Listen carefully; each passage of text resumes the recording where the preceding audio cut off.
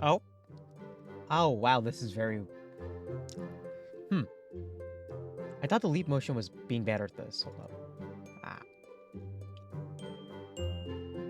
It's so weird seeing it, like, match my lips and then not do it properly.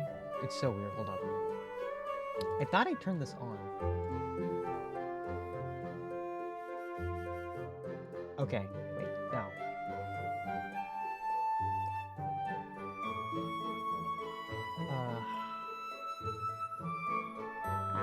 I don't know. Okay.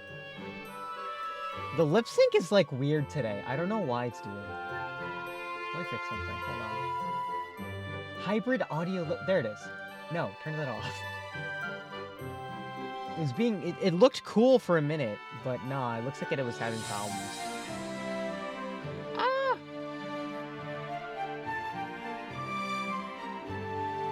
Today's a mess. Alright, whatever. We started. Hi, everybody. How's it going? Happy Friday. My name, of course, is Alma Hexblade, your head guildmaster and head barista. And I forgot my intro. Again. And today is the start of our... Well, not really start. Today is the rebranding. The rebranding of our Media Share Fridays. We're calling them Find Out Fridays. Because what do? We fuck around and find out. Literally. So let me get all this stuff set up. We have a lot of videos today. And some of them are a bit long. So let's get started here. Let me get display up. Oh, okay, hold on. I got it. Oh, no. I think this has like a crop on it. No, it doesn't. That's my own fault. Alright, let me just... It's always quiet. It's always awkward when it's so quiet. I just need to... Oh my god. So I remember we were talking about Android phones, I think, last time on stream. And let's see, one of the first ones. So this is like a throwback all the way to the early days. So this is going to be a throwback to the first Android phone, the HTC Dream, or also known as the T-Mobile G1. Hello, well met. Hello, well met, fellow traveler. Would you like to partake in one of my potions? Or would you like to see what is on sale? What are you buying? What are you selling? All that other shit. Okay, let's get this thing started.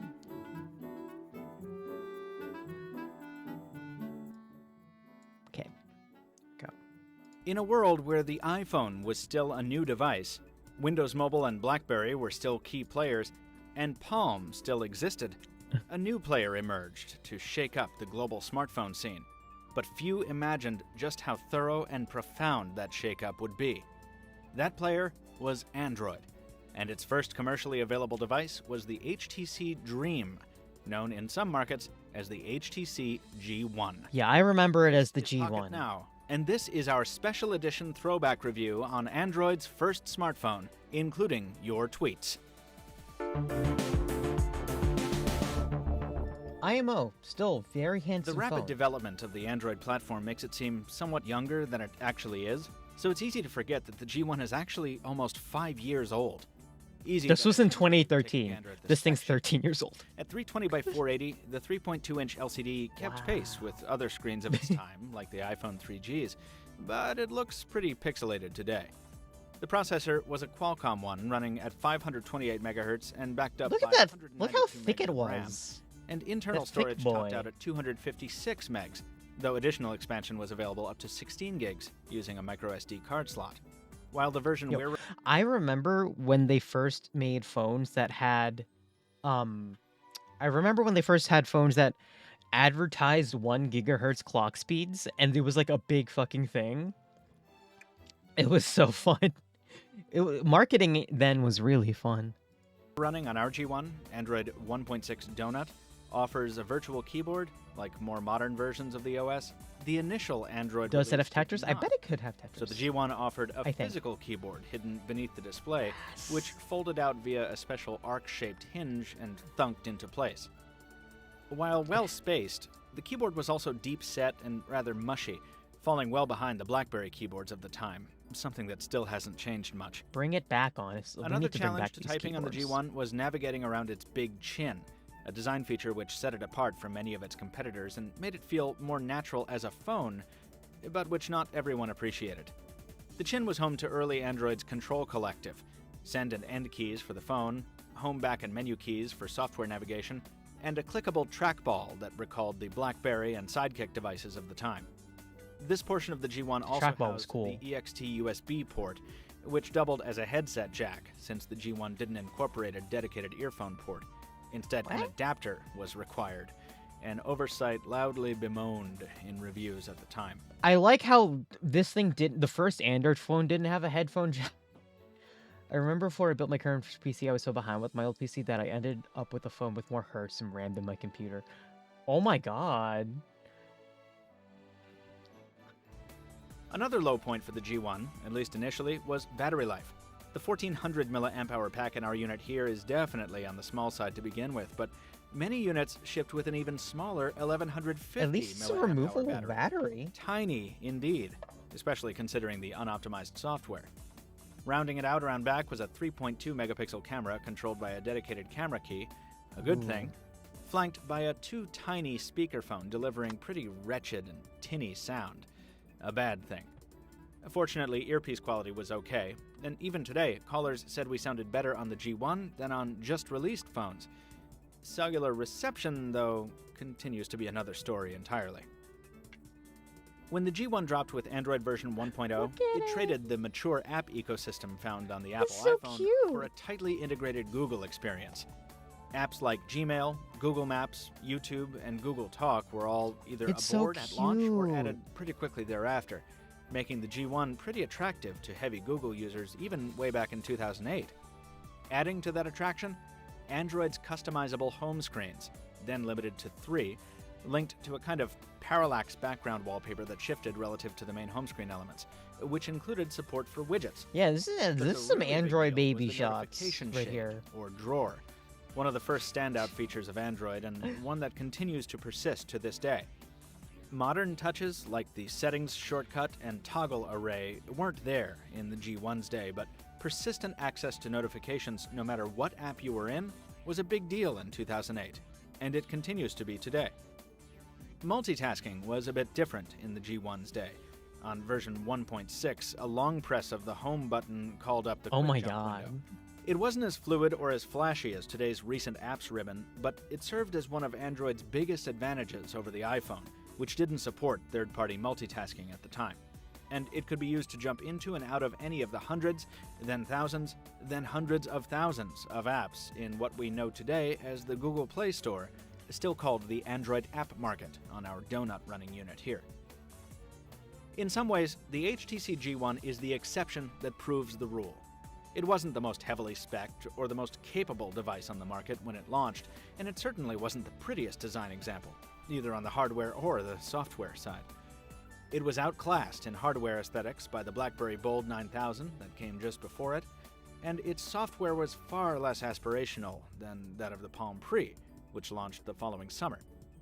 But the platform the G1 helped to launch has far surpassed both of those contemporaries, only one of which still survives. And the G1, or maybe it's more appropriate here to refer to it by its Dream title, played a crucial role in introducing Android to the public. BlackBerry Not wasn't just by really like a launching it into the fad, I marketplace, think. but by serving as a stable, I don't think it was a expandable, fad. and reasonably compelling hardware platform for developers to do their thing via the Google Dev Phone 1, and for customers to embrace a new player in the smartphone space. That's why the T-Mobile So G1 good. will forever have a place in our mobile history, and why it commands so many fond memories in the Pocket Now Twitter audience. On behalf of everyone at Pocket Now, thank you to everyone who tweeted in with their thoughts and memories, Like- fond and not so fond, on the HTC G1 or HTC Dream. Really appreciate it. We're Like, the The BlackBerry wasn't really a fad. I don't think I wouldn't call it a fad personally, because like what happened was is that it came I never owned a phone with one but a physical keyboard. A physical keyboard was the best thing ever, especially in a time when you did not actually have a screen big enough to have a reasonable like on-screen keyboard. Not to mention the touchscreens back then were capacitive, not or resistive, not capacitive. The difference being resistive is that you usually need a stylus and it can't really do multi-touch. The capacitive ones that we all use now have. So, like on such a small screen, you needed the space to be have the information on it versus having like other extras like a keyboard or something. And also it was really small to type on. So having a physical keyboard was like dope. I had like a lot of phones with physical keyboards. I still miss them. I could still type like a mad woman on with one of those. But yeah, no, like the trend of how phones were going at the time was like something along the lines of first there was just like the regular calling phones, you know, it didn't do much, and then the Nokia's happened, and then we started getting into more involved like things like when phones started getting connected to the internet, for example, and then we got like we got more, like the phones got more powerful, and they were used for more things. And the things with the Blackberries that a lot of that the target market was Blackberries were meant for the business class, because you needed to get access to important calls or reply to emails and stuff, and so that was more for the business class person, and it also had internet access. But when people started using them for more commercial or for more casual things, and when more platforms opened up for more for people to have have a social media interaction on, like Twitter, it kind of shifted over to the smartphone space, and then here we are. It wasn't really a fad. It's just like I'd say Blackberries were kind of the in-between space between dumb phones and modern smartphones today. Even though BlackBerry tried to keep it up, they just couldn't with how design changes were then and now. Kind of a shame, because I still like BlackBerry I still think old BlackBerry devices are really nice. I love the keyboards on those things, and they were very pocketable still. But they're our forefathers to our modern smartphones, so that's how it is. What is this next video? I don't remember. Oh, I posted this one. So, this happened in the early 2000s. So this is the OLPC XO-1. This is supposed to be a $100 laptop that would be used or given to children in third world countries. It was the gimmick was $100, and you could connect the world, and it was very ambitious at the time. Let's just have this does not compute explained for us. I still want one of these things. Hey everyone, it's Colin. How's it going? Most laptops are all about getting work done, but this one had an entirely different purpose.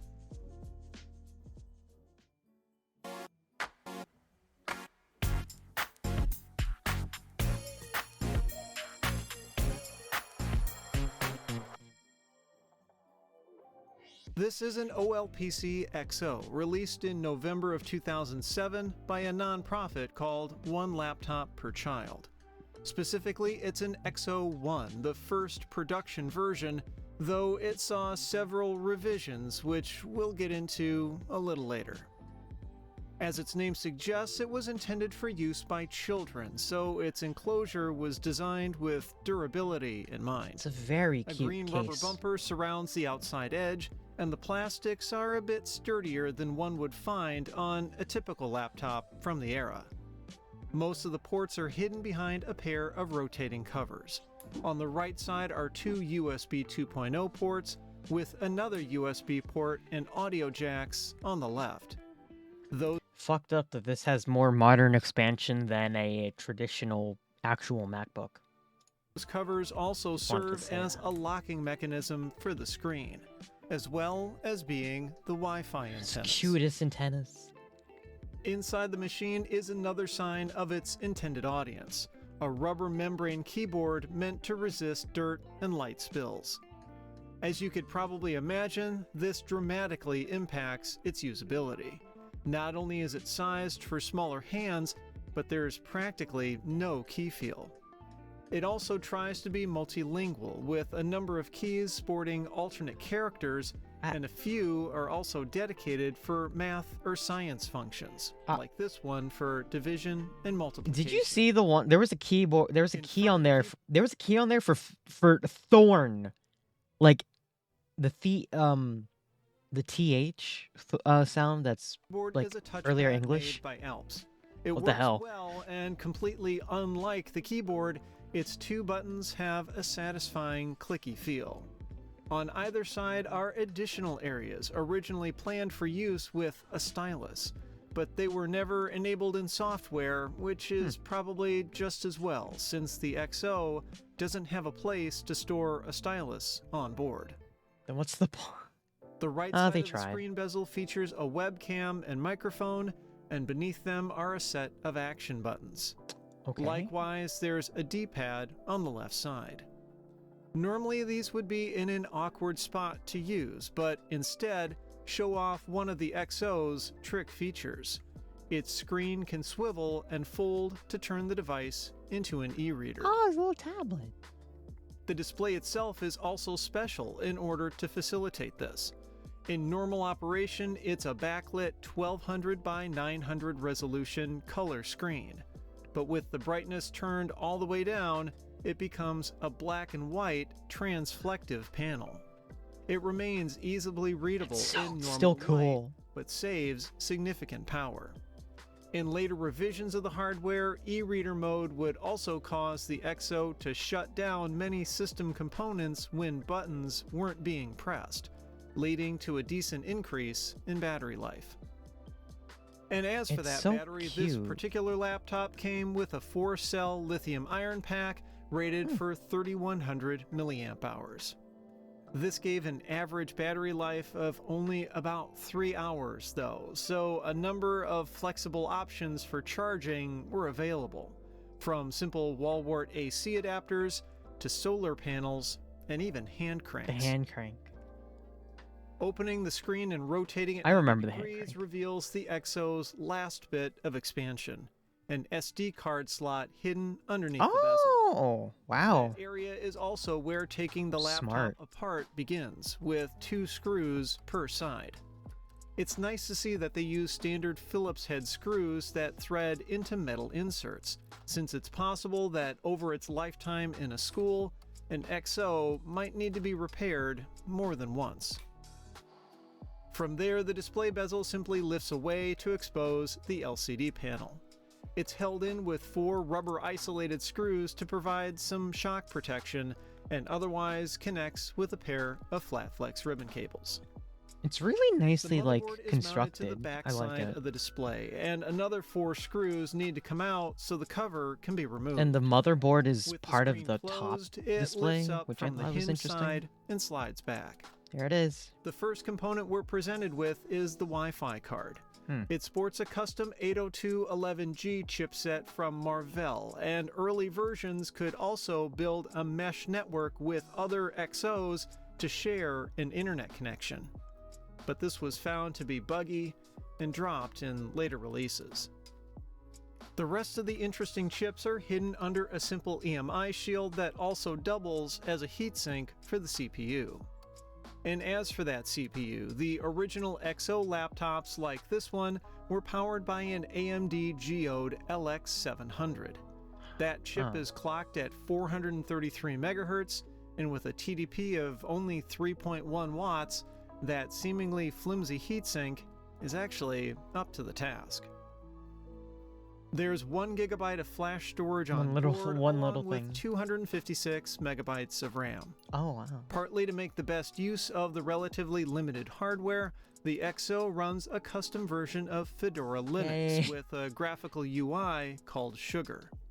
It includes a mix of educational and creative apps, along like with you a see few games. you see and, Scratch interestingly, and Wikipedia. easy terminal access to the Linux underpinnings. Hmm. The software that shipped with the XO was open source, and seemingly a lot of effort went into localizing the UI for It's such an various languages. There are quite a few available. Yeah, like a lot of like commercial Linux interfaces are very interesting because they always are meant to be like I don't know how to put it, but like they're meant for like either more ease of use or very specialized things for people who don't usually use PCs. And it's weird because Linux in general, when you think of a UI for Linux, it's just like any other really modern operating system, but the UI is so different. I'm like also because it's meant for kids. It's meant for literal children. To choose So from. After hearing it's about gotta the be project, specific, you know? Steve Jobs had proposed to OLPC founder Nicholas Negroponte that the machine could run Apple's Mac OS X.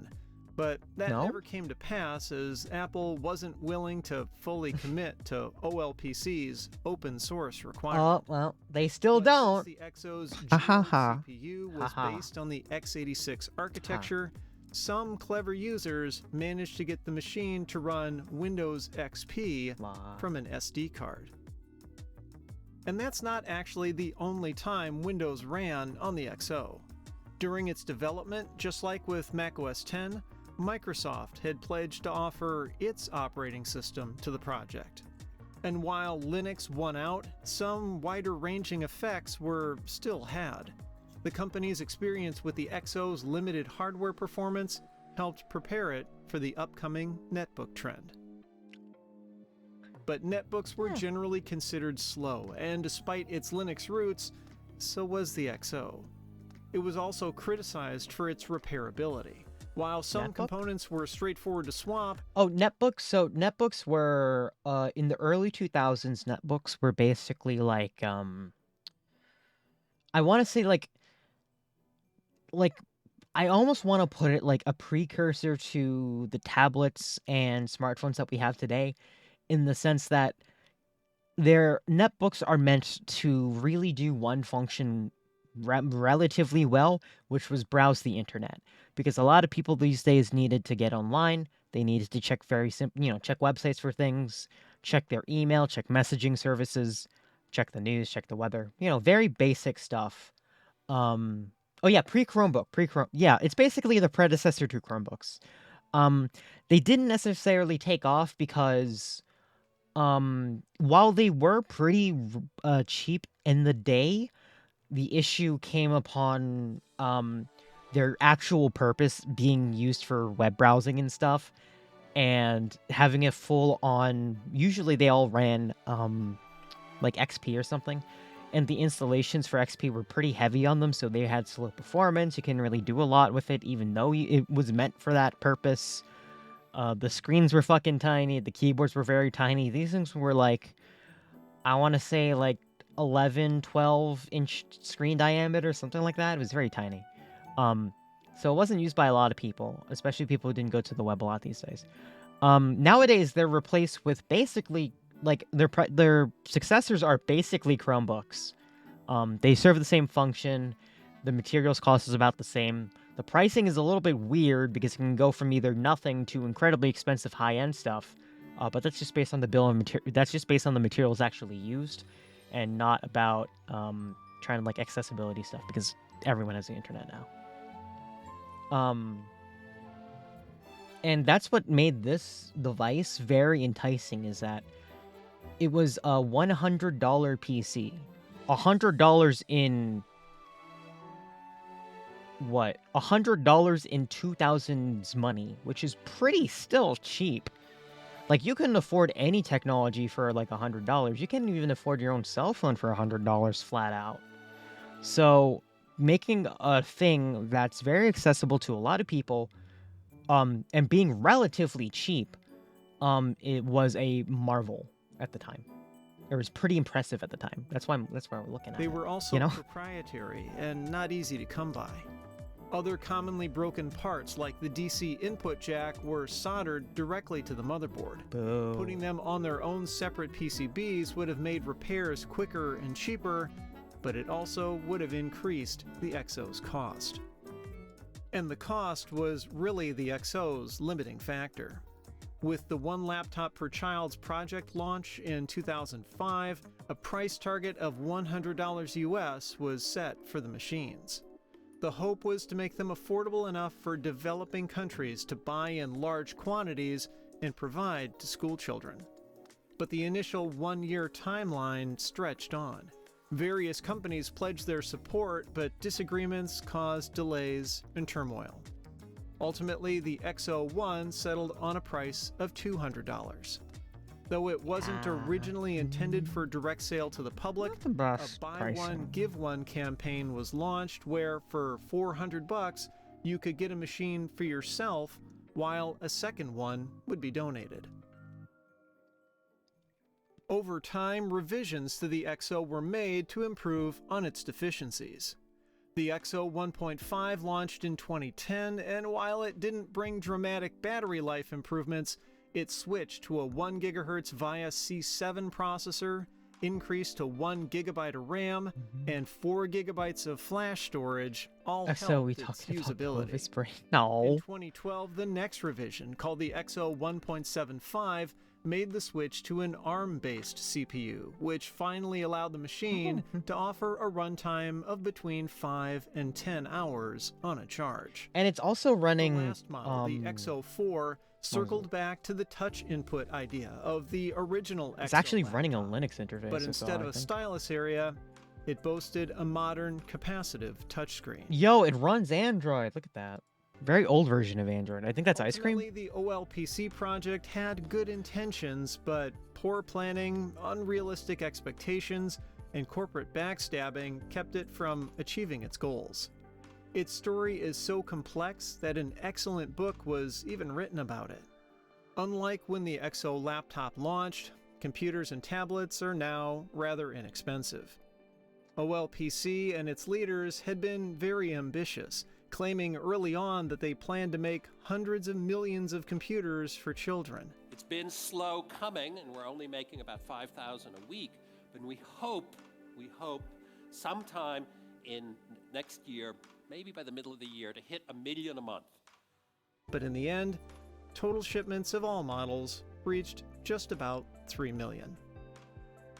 That's still a sizable number though, and despite its problems, the XO laptop still managed to make an impact. It didn't accomplish all of its lofty goals towards improving education, but no doubt at least some children benefited from using one.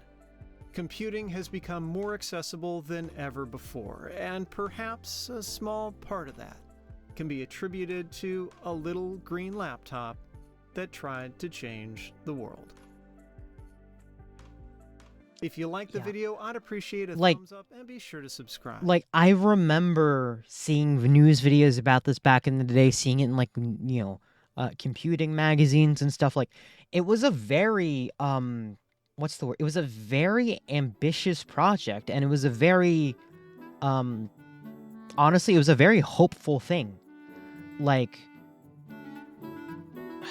when you, like, this was the early 2000s, so everyone had a lot more optimism.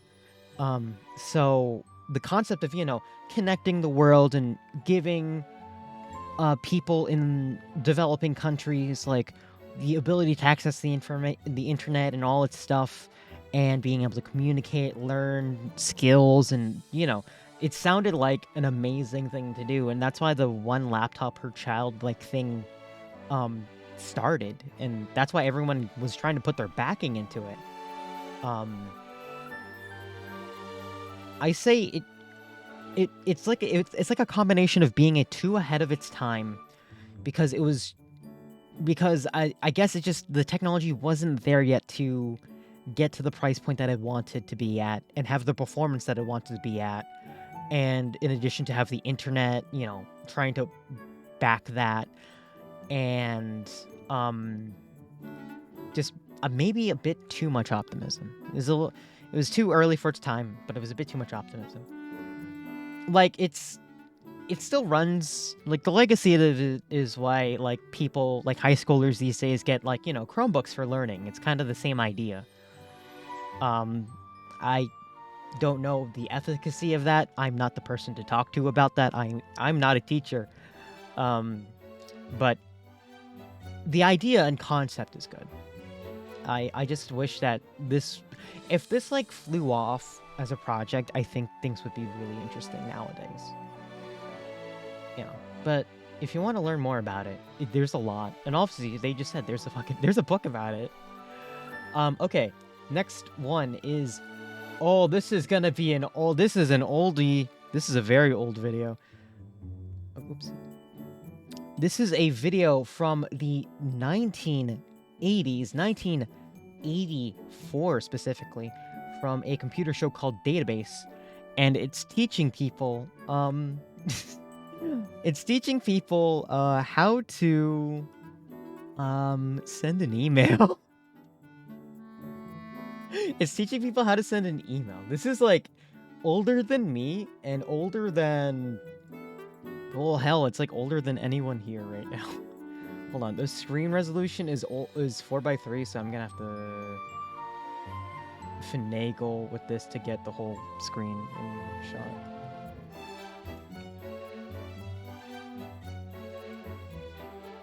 There we go.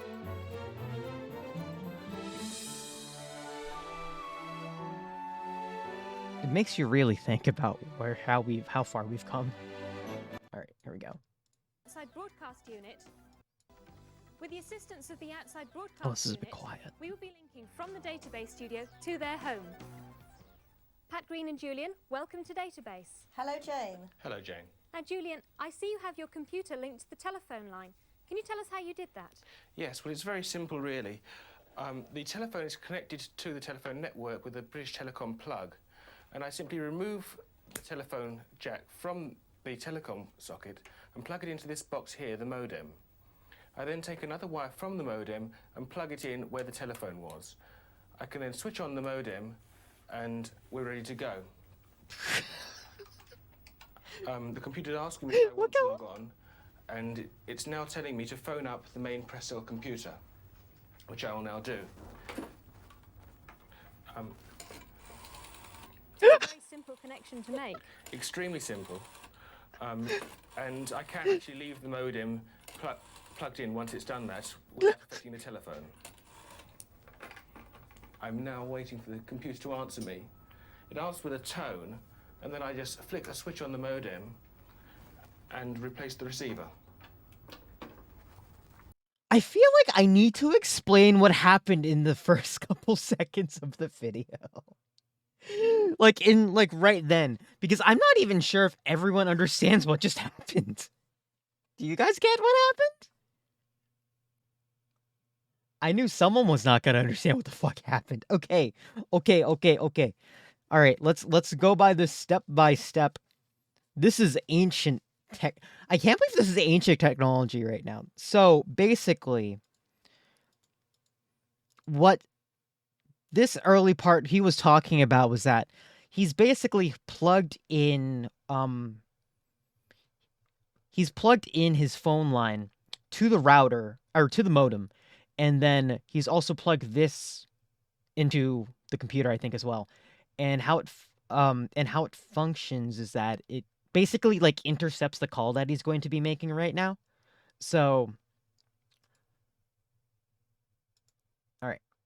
So there we go. And so the next step is, so in order to have the two computers communicate to each other, which they do over the phone line, they have to dial each other first. You have to dial the phone number first. If anyone remembers the dial-up tone, that's what those beeps and boops were. That was literally the computer dialing a phone number to call the central server saying, "Hi, can I connect to you, please?" And then the computer responds back by saying, "Yes, here's the data you wanted." Except it's not in English, except it's now in beeps and boops. that can be understood by the computer. So the what main was he personal doing? computer, which I will now do. So he was dialing the server. He was dialing the server, right, with the rotary phone. I'm not going to talk about how a rotary phone works because it's a Extremely phone. simple. And I can actually leave the modem plugged in once it's done. So that, he's dialing. without affecting the telephone. There. I'm now waiting for the computer to answer me. It asks with a Okay. So he dialed the phone, and the computer picked up and is sending a tone which basically is like saying, "Hey, I'm ready to send data over you." Is it a bad thing I say I have no idea how to operate a rotary phone? Oh no. It's not bad. It's just it's different. Basically for a rotary phone is I'll teach y'all kids how to use a rotary phone. Oh my goodness. Okay, rotary phone. There's an image of a rotary phone. Okay, so basically when you need to dial a number, you put your finger in that space, moved it all the way back to this bar here and let go and wait for it to come back. So if I wanted to dial like, I don't know, like 5, I put my finger on the 5 in the 5 hole, move it all the way here, wait for it to like let go, wait for it to come back. It makes a fun noise like tick, tick, tick, tick, tick, tick, tick, and then repeat until I dialed the whole number. So it was like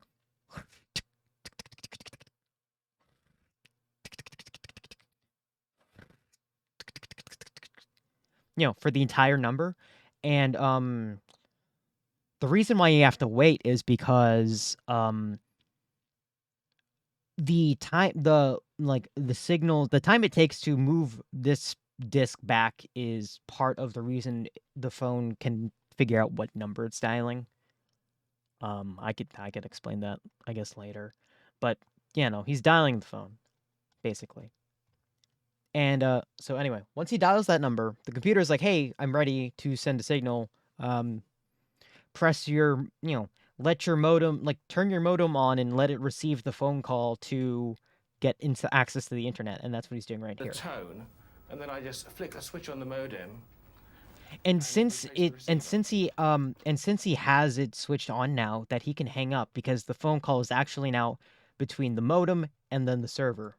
So the phone's job is done here. And Things are starting to happen. things are starting to And what's happening now from the phone side is that the computer is sending sound over to the phone, or no, the modem is sending sound over to the central server, which is understood as bits and bytes, and the server's doing the same thing back, which is being interpreted by the computer as bits and bytes.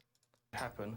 The Presto computer is now asking me to enter my own personal password, which I've now done, and Great password, by the way. an opening screen. And Julian, can you tell me, what is Micronet? Well, Micronet basically is an area of Presto that's specially designed for microcomputer users. It has a lot of facilities. It has a magazine-type page of what's new today, the daily news, reviews of the current software that's available. There's a letters page that people can write in. There are programs available on Micronet that you can load directly down the phone line. Some of them are free, some of them you do have to pay for. Now, Pat, whose computer is it? Well, it's a cooperative, really. We all have a part share, but Julian and I mainly use it. And why did you buy a computer? Why did they buy a Well, computer? I was very interested in the new technology and didn't want to be left behind. I don't think it's only for the youngsters at school now. I think us older ones will have to learn a lot about it. Wow, she understands it more than people do now. Keeping household records, such as what I have in the freezer and people's telephone numbers and addresses. I use it as a word processor for my letters, which always come out perfect now. And the most exciting thing I find is the mailbox where I write to other people on the Prestel system. And who have you written to recently? You got any examples? Yes, I sent a message to my doctor asking for a repeat prescription, and he's left the prescription for me in the chemist. Right. Wow. Well, thank you very much, Pat and Julian. We'll be seeing you later in the programme. Bye, Bye, Jane. Jane. Wow. If you have anything you want Features. to say to us here on Database and you're connected to the Prestel service, you can use the Database mailbox. Pat Green is still with us in North London, and she's going to demonstrate this facility by sending us a message. How to send an email. Hello, Let's Jane. go. Can you find page 7776, please? And now would you like to send us a message? Yes, I will. Look how fast she's typing. Wow. Look at her go. Honestly, very impressive. Electronically yours. And I should be able to get the same message now on my screen. That's right. Electronically yours. I would love to send an email. Thank you very much for your good wishes, Pat and Julian. You're welcome. If I want to get that message printed out, I can do that as well, just by hitting this button. Ah, dot matrix printer. And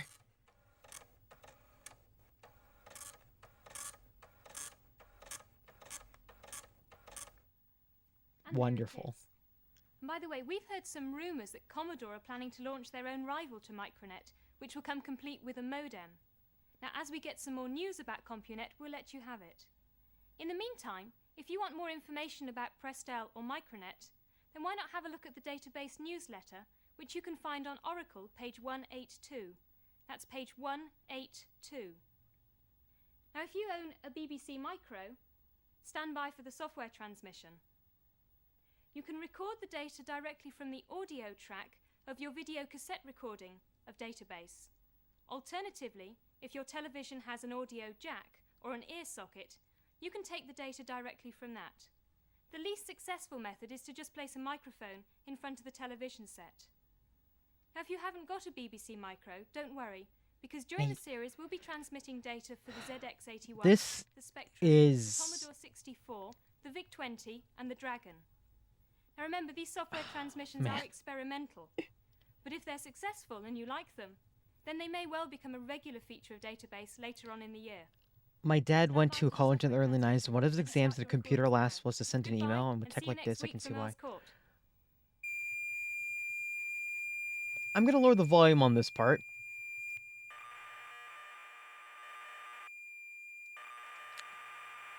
This is peak 80s. Anyway, so let me explain what's happening right now at the end of this program. The noises you're hearing is basically, you know how old computers had basically had programs that were on cassette tapes? Those cassette tapes had something like audio that sounded like this. And that all these bursts were basically data and programs that you could play back and your computer would listen to and understand, and you know, you get a program out of it. So that's what happened. That's the data blast that was happening at the end of the program. It's so weird. Like it's a little bit abstracted now, but a lot of the early days of the computer, you have to remember, were also the same times when lots of audio recording mediums were taking place and used and being distributed. So the early days of computers were really sound based. Like there are lots of things that, you know, like how modems communicate to other computers on the network were basically just sound waves made in phone calls. Programs of the day were basically audio recordings of computers screaming the information, and just the tape recorder just listening to it all. It was all audio encoding stuff, because that was the easiest and most common way for things to transmit back in the day, before we had all the undersea cables and jazz and proper radio wave frequencies meant for wireless internet and stuff like that.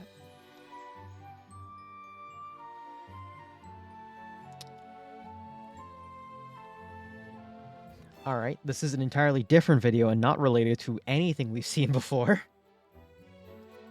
This, I believe, was sent in by Jess, and it's like tiny little toy computer robot things? Or no, tiny computers. No, not computers. Tiny toys that are basically like sumo. Like, sumo bots. I'm sorry. Oops. They're like tiny little sumo bots, and these are cute. You guys want to see some toys fight? Let's watch some toys fight.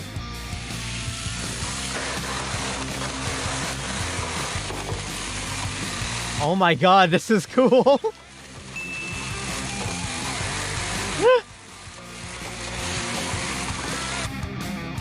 Oh, this is cool!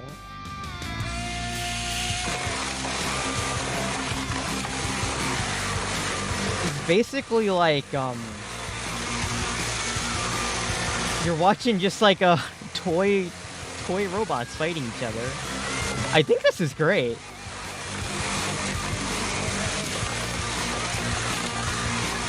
It's like a variant of Beyblades, but you can pretend that they're doing cool things. I wonder who wins this round.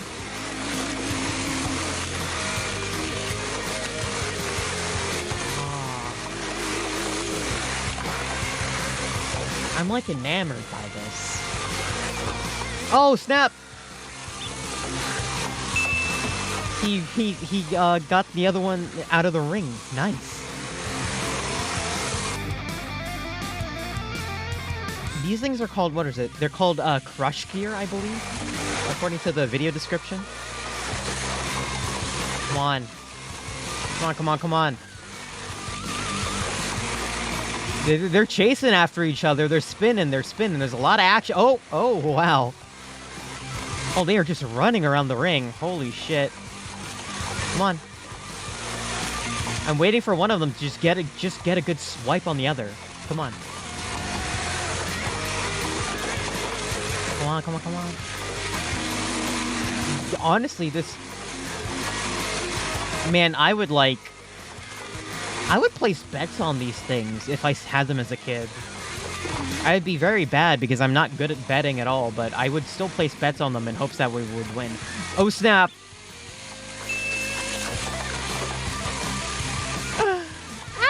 It's so cute! I love this. They're called Crush Gear, it seems? So, like...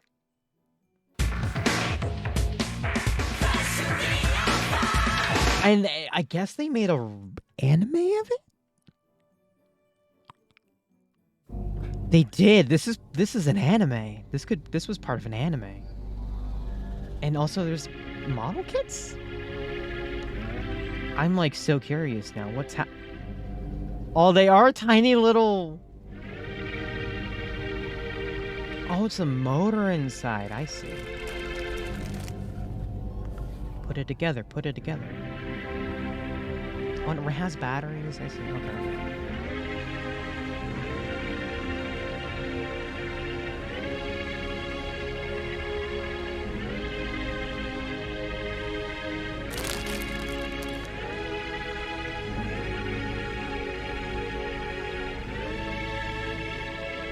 I absolutely love how they've... I love it when like companies and stuff like toyify fighting robots. It's so endearing.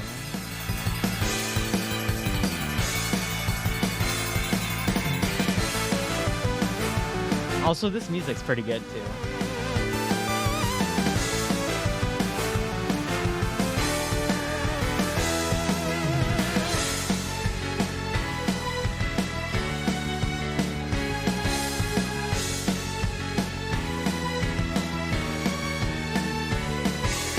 Okay, so then he puts the battery slots in.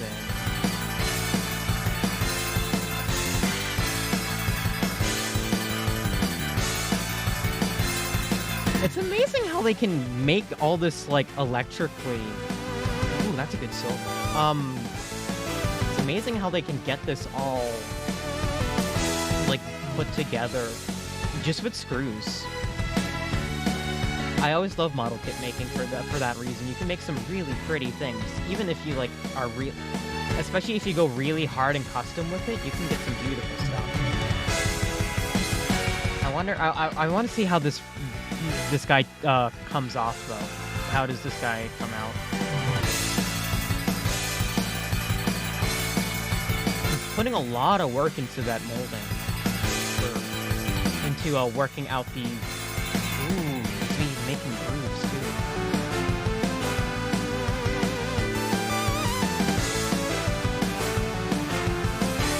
Oh, he's making like super tiny molded details. Oh, that's adorable.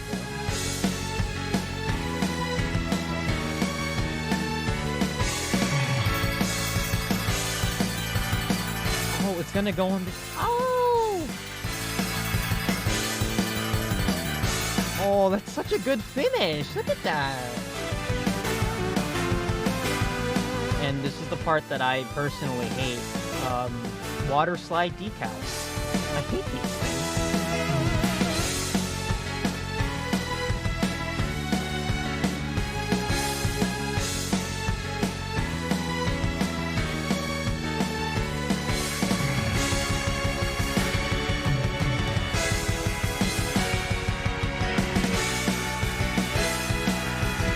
I'm surprised he didn't just give it more custom decals instead of the stickers, but I think he's trying to be more like the original. Yeah.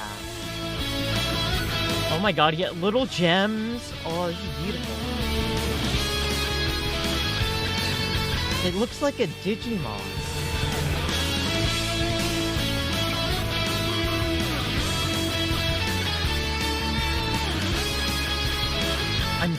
I'm also like super impressed by that sword and shield combo thing in the front.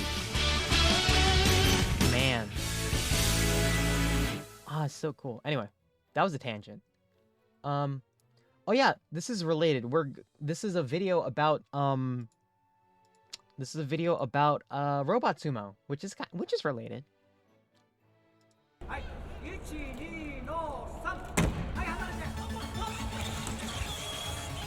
ロボット相撲の試合がだいたい5秒で、決着がついてしまうのですが、そのために2年間の準備をしています。I love how fast they go. They just kind of knew. They knew more. 伊藤孝弘です。ロボットの設計、製作および組み立てをしています。ロボット相撲とはロボット同士を戦わせる競技になっております。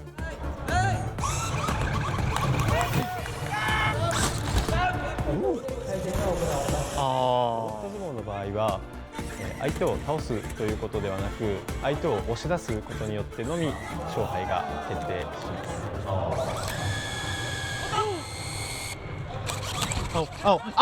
す。ロボットを作るのが楽しくて仕方がないので、もう毎日のようにここに通ってロボットの勉強をしています。1年のうちだいたい360日ぐらいをこの研究室で過ごしています。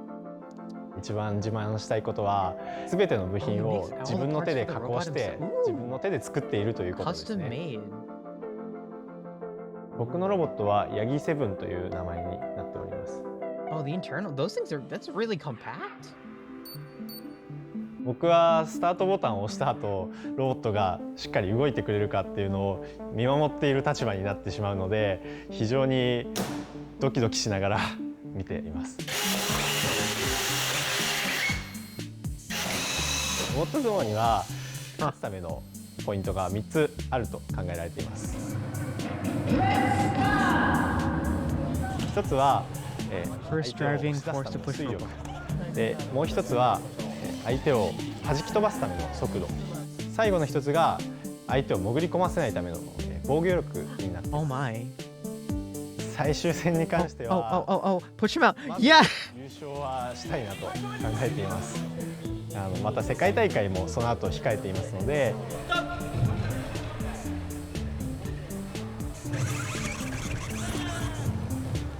さまざまなロボットと戦わせて I love how fast they go. Oh. Oh. Hey. I love how fast they go. I just kind of wonder how they make them. Like what's the like information below it that makes it so what's the stuff below it that makes it so interesting?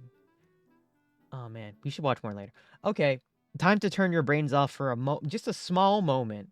This video as we're going to be watching our favorite boy StyroPyro quote unquote convert my microwave into a laser oven, laser in all caps.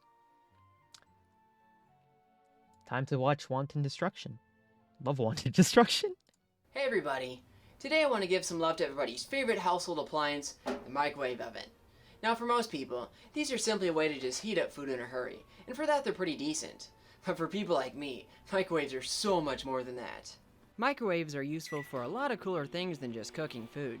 In fact, my parents' microwave was probably my first platform for experimenting with electromagnetism. Unfortunately, that oven, mysteriously died not long after they got it. The nice thing is that microwaves don't even have to be working to be useful to me. Lethality aside, the transformer and capacitor inside are great for high voltage projects like Tesla coils. The glass tray and turntable motor can be used to make a simple laser show, and even the oven casing itself is useful as a disposable blast chamber. Now I've done a ton of projects using microwave parts in this channel, but today I actually want to focus on the oven itself. And since this is my channel, I think there's some room to make some upgrades on this wonderful appliance as well. So yeah, I hope you enjoyed this video. Oh yeah, before I go on, I should warn you that all the crazy stuff you're about to see was done completely for educational purposes. I mean, if you were to try any of this stuff at home, you'd probably die. So yeah, please don't try this at home. How far can you get by just saying things are educational for only educational The purposes? obvious use is cooking stuff. Because you can get away with a lot apparently. Itself, and it's often slower than I'd like. And besides, you can do this with an ordinary oven as well. But this isn't some ordinary oven. This is a science oven. This bad boy Science a oven. huge electromagnetic field. I can use this field to check on the condition of my low-pressure gas tubes. Has this plasma globe taken on air since the last time I hit it with a Tesla coil? A quick run in the microwave shows that it's still intact, but not for long. Hey. How about these cheap neon indicators I bought? I like how he didn't even bother cleaning up the glass. He just kind of puts it there too. I'll take that as a yes. Microwaves are great for chemistry as well. In fact, regular old microwave ovens have been used in chemical synthesis for years in academic labs. Now when it comes to actually cooking food, there's still a lot left to be desired.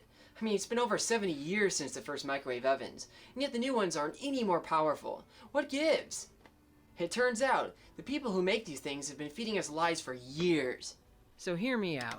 What happens when you use the audio's out of 50% sync? setting for slow cooking? I think that is the video, and I'm not sure how to Check fix out it. that power draw. What happens Hold on. time, then turns off for a while before repeating the cycle. I think it's Sure, the it averages video out that's given out of enough sync. time, but it's And I'm still not sure dirty. because Now, admittedly, that one's not that big of a deal, but it does lead us to the lie that's downright disgusting. What happens when you use the 100% setting? Most people don't question this setting because it's all they've ever known. But let's take a look at what that looks like in slow-mo. See how they flash like that? Yeah, that's right. Even at the 100% setting, the bulbs are only on half the time. And this is because the oven is only producing microwaves half the time. What a scam! Anybody who watches my videos knows that half power just isn't going to cut it for me. I think it's time for some upgrades. Alright, so I've taken this thing apart to expose the circuitry inside. Now I gotta say it. Hey, don't looking do around in this, the by the microwave way. is Not for the inexperienced. When electronics hobbyists get killed by their projects, Don't it's do almost this. always because they're messing around with microwave parts like these. Anyway, here's the reason why the oven's only on half the time. So this magnetron here, which is actually the source of microwaves in the oven, is powered by feeding the output of this high voltage transformer into this halfway voltage doubler circuit. Now the very nature of the circuit means that the magnetron is only going to be powered on half of the AC cycle. Now if the transformers in these things weren't ran so ridiculously close to saturation, you could just throw in another capacitor and diode to make the full wave doubler and call it a day. But you can't, so that means I have to sacrifice another microwave for the transformer. But before I do that, let's start with a quick control run. Man, because it's this chaos is a science video incarnate. after all, sort of. I'm going to start by ripping this plastic covering off of the door. The metal grid will still stop microwaves from escaping, but now I'll be able to see inside with my thermal camera. I actually learned this thermal camera trick from the YouTuber Cyparagon. Well, he's not really a YouTuber. I've just known him from various nerdy online groups over the years. But he does have some cool vids on YouTube regardless. So a cup of water heats by about 28 degrees Celsius in a minute, which also suggests about 40% efficiency. Now obviously, this isn't quite fast enough for my liking. I went ahead and unlocked full I'm power not mode. sure what he's... I've added another Oh, God. transformer, as well as some more diodes and capacitors to make the full wave doubler circuit. But wait, won't a microwave using double the power trip the breaker? Well, it's nothing a little bit of copper wire and duct tape can't fix. Just kidding. We have appliance outlets for a reason. I was too lazy to use the original controls on the microwave, so now I'm using this huge Variac to power it. Now the nice thing is this actually allows me to control the power, as opposed to just plugging that abomination directly into mains. A quick power up with Careful, neon bulbs I'm shows that the oven scared. is indeed working. Slow-mo video confirms that the oven is actually I'm producing so scared. microwaves in the Why full does he cycle. have that? Sure, The they're giant simple, but at knob least it's on that the basically entire timeout. he can use to A control benefit all of the new this. setup is that it bypasses all of the safety mechanisms, which means the oven door doesn't even have to be closed for it to operate. This is super convenient for the times I need to irradiate large objects with kilowatts of Safety is microwaves. gone. I was curious how a camera would react inside my Faraday cage with the open oven, so I stuck one of my old cameras in there with it.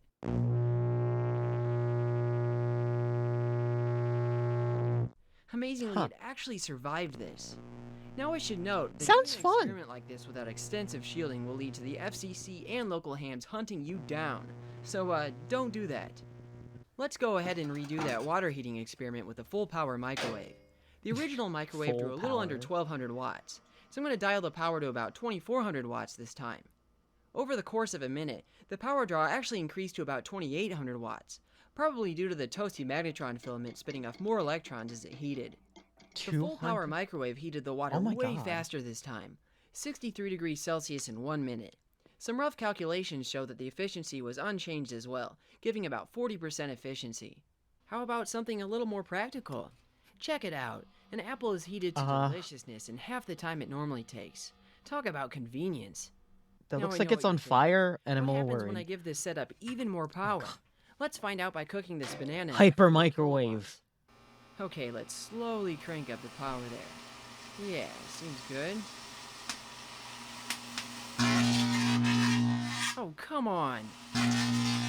Okay. It clearly arced over in there, but I'm not even totally certain why. The extra power certainly plays a role, but I think the geometry of the banana may be a culprit as well. I'm thinking it acts as a lens and/or antenna that focuses microwaves to the tip, which causes dielectric breakdown from the huge electric field. Maybe laying the banana on its side will prevent this from happening. Well, here goes nothing.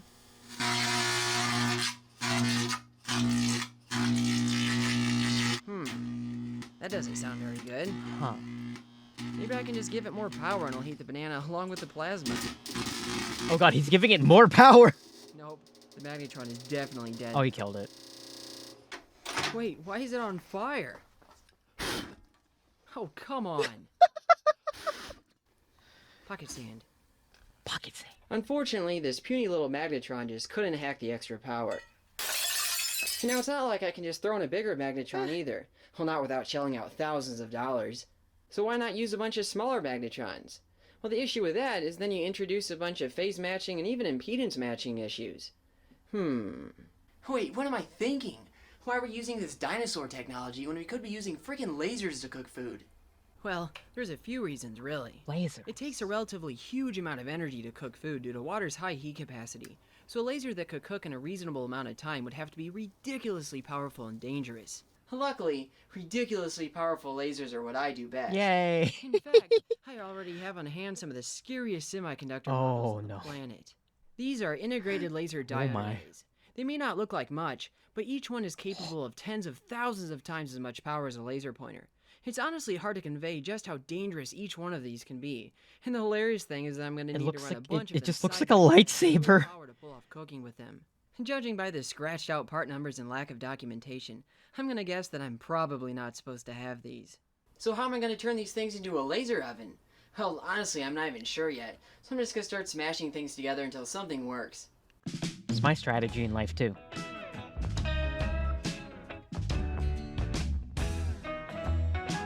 That is correct building technique.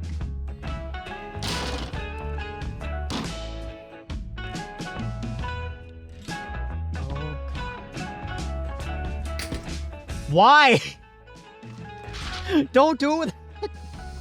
The mayo, I don't know. Mayo seemed like a good idea. I don't know what you guys are talking about. It seemed like he understood what he was doing with the mayo. Oh god. Yee. Haha.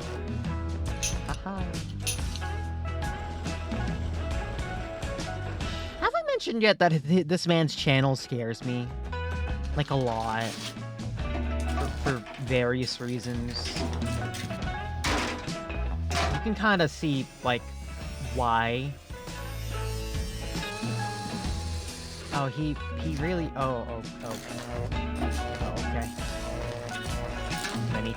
Many times, I mean, like, I don't think it's, I don't think I need to state, there's many ways, I can state this as many times as I want, honestly.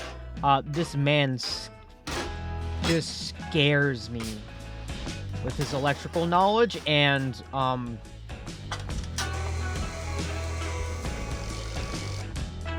my god, needs a water cooling to take care of it. Oh Alright, god. So this is what the completed laser oven looks like.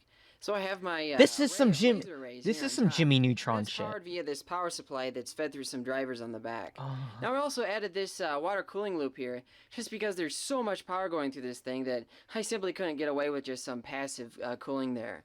The new laser-equipped oven draws about 2 kilowatts at full power, and about 700 watts of that makes it out as laser light. In fact, that makes it the most powerful CW laser build I've shown on this channel. Now in order to visualize this ridiculous power, I've stuck a mirror in there so you can see what the beam looks like. It just I like actually had to turn down the power here, because otherwise the beam just washes out my camera I settings. love how Just to give you it an just idea of how ridiculous this oven is. The highest danger rating a laser product can get is class 4. That happens at half a watt of output power. So if the output on this thing is 700 watts, that means that it eclipses that rating by over 1,000 times. That means you probably won't be seeing these in stores anytime soon. Alright, so I love that it this just is shoots actually lasers out. food. Let's start with a piece of toast. We're toasting it. We're toasting That it. smells so good. Oh. As you can tell, this laser oven is really more of a laser Huh. grill since the cooking is one-sided. Now that's not really that big of a deal since I can just flip it over halfway through. Well, that looks interesting. I wonder what that tastes like. Well, here goes What nothing. a great piece of toast. Mmm. Well, that's really good. Wow, it's like a carbon foam flavor. It's really unique. I mean, you can't make toast like this in a regular microwave. We'll choose him out because he has the because he has the mirror in there. I mean, you're right, Let's but see how well the laser oven can pull it off. let's see if we can make popcorn. That isn't doing a very good job. Nope. The beam must be too concentrated, since the surfaces of the kernels are vaporizing off faster than the inside can be heated to the point of popping. Let's see if I can fix that with a diffuser plate to spread out the beam. That's just a glass tile you have found, man. Okay, there Oh, it it's goes. working. Look at that. Some turntable action couldn't hurt as well. Oh yeah, look at that. It's doing an awesome job. Laser popcorn. That's way more interesting than the traditional way of cooking popcorn. Is laser popcorn as good as the microwave stuff? One way to find out. Wow, that is incredible. Jeez. There's like a smoky flavor to it. I like the Yeah, act. definitely beats microwave. Definitely beats I like his acting. Again with those like hints of the carbon foam flavor, you know? That's one of my favorite flavors. It's funny because if I would have stuck with my PhD program, I would have been working on inertial confinement fusion lasers by now. And yet here I am cooking popcorn with a laser oven. I guess I can do that as a YouTuber as well, since I actually have this set of optical amplifiers from a government attempt at building a laser fuser. And that's for a different video though. I've had campfire s'mores and I've had microwave s'mores. But I've never had laser s'mores. Laser s'mores. Perhaps the secret to the perfect s'more is by cooking it with laser beams. Oh yeah, check that out. It's making the chocolate nice and melty there. It looks like it's adding a bit of crisp to it as well. Yummy. Alright, let's add some marshmallows there. Huh, it's kind of hard to tell whether they're melting or if the white color is just reflecting off all the light. Oh wow, you actually have to be Okay, yeah, careful it's at that definitely point. melting there. Wow. Yeah, I think that's ready to Eat them. eat. Man, I hope these things taste as Yeah. good as sparkles. Wow, that is quite a fragrance. Alright, here we go. I want a s'more. Wow. Yet again, I am very impressed. And one of the big themes about this laser oven I'm finding is that charred flavor, you know? Mmm. Nice, delicious charred flavor. It's a shame that you can't just, like, sell these things at the store. Because, man, you guys are missing out. Now that I'm making campfire... Oh god, hot dogs. I can't make s'mores without also giving hot dogs a try. One nice thing about the laser oven Grill is that marks. leaving the door open won't jam nearby electronics or make the FCC angry. Huh. However, my eyes would be destroyed in a fraction of a second if I took off my laser goggles. I probably should have spent more time designing a beam diffusing system, but whatever. I hate... He's just... Oh, Why is that's he really eating good. just the charred part? I Look at hate that, like, this. It's like a charbroiled flavor. I kind of right? hate this. I don't even need like a grill or whatever you use to do that. Oh my god. Yeah, there's this like really distinct aftertaste. I mean, it lasts a really long time. And I mean, really, a lot of things from this laser oven give an aftertaste that lasts a long time. How about a laser cooked egg? Oh no. Is it even cooking in there? Rest in peace, egg. It's hard to tell since the wood's burning a lot, but it might just be reflecting off all that light. Aww. I was kind of hoping for something like Oh. a hard-boiled egg here, but I don't know what's What going the... on. Yeah, I don't think I'm gonna be eating this one. What the hell? Maybe I can It do cooked better the with a egg! different breakfast food. It In all cooked the egg, honesty, though. I'm usually too lazy to heat these things up and just eat them straight out of the wrapper. Fun fact, when I was a starving college student, I found that Pop-Tarts were the highest amount of energy I could buy for $1 in my school's vending machines.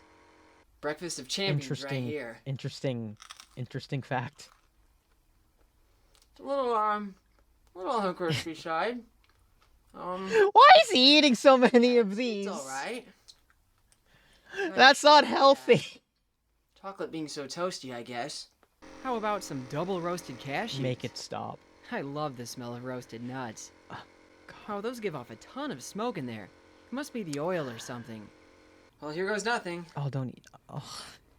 Oh. Oh, no. For science, if it's science, you're that's not supposed to terrible. eat food Yeah, you there's put one in thing a laser oven put in can't the do. experiments you make. Alright, I've had enough Oh, here we go, I steak. think it's time for the main course. Many people will argue that nothing can beat the flavor of a microwave steak. What? But I think this laser oven can pull it off. Gotta flip it Wow, over. I just can't get over that incredible smoky fragrance. I better flip it over to make sure it gets the other side. Oh shit, it's actually kind of cooking. Being lasered to perfection. Oh, I almost forgot. I can't have a steak dinner without some laser caramelized onions. Okay. Looks like the onion is a bit reflective to the blue laser light. I guess I can just leave it in there for a while. Okay, yeah, I think that's good Okay. enough for now. Wow, check out that beautiful meal. Now that is Instagram worthy. Let's give that all. Not gonna lie, the steak looks actually kind of all perfectly done. Like, it looks fine. Alright, might be a little on the, might be a little overdone. It's kind of hard to tell, overdone, I'm not okay. used to cooking with lasers. I mean, a steak at least he man, only it's needs to get. Yeah, he only Delicious needs to get the flavor. outside. Begin with that, outside that, done. carbonization of the food there. Well, that was delicious. Huh. I mean, what should I try next? Probably the caramelized onion there. He's doing this to himself at this point. That is just a raw Nice onion. and sweet. You know, I didn't get any char in that piece. Let's try. That's let's just try a this raw. That's just a raw onion. Oh. one. That is amazing. Wow. I almost forgot about my Texas toast. No. That's so good. Man, I love the future. Alright, I am stuffed now, so I figured this would be a good time to go over some of the pros and cons of my laser oven. So, Why? the pros, right? I mean, the biggest one is it's a laser oven. I mean, cooking food with lasers is automatically cool. It also has a good way of, like, adding a smoky flavor to things. Sometimes that can be a problem. I mean, a lot of it has to come down with the oven likes to cook, like, put most of its energy in, like, the first few millimeters of the surface of the food you're cooking, so that can be problematic. So that's why, like, chars absolutely everything you put inside of it.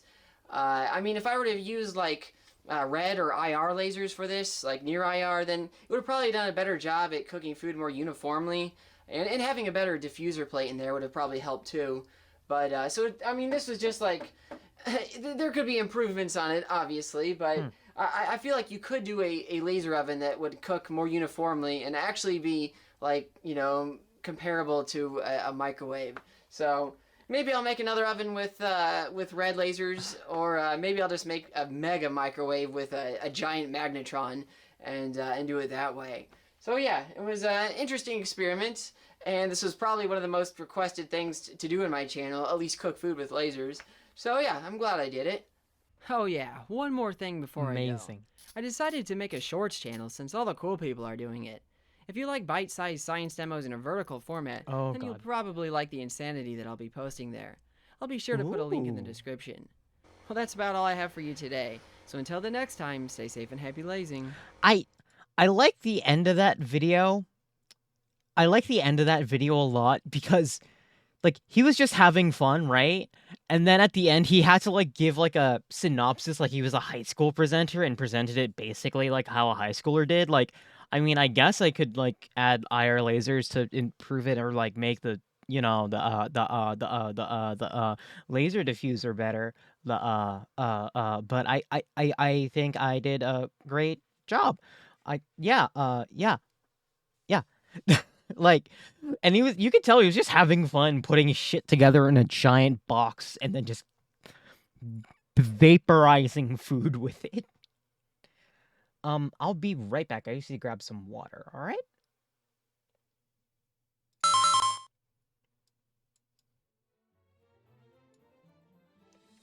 Our next video, I believe, is going to be, what is it? Oh, about the Latchet Crossbow, a rapid-fire historical crossbow. So I'll be right back, though. I just need to get some water.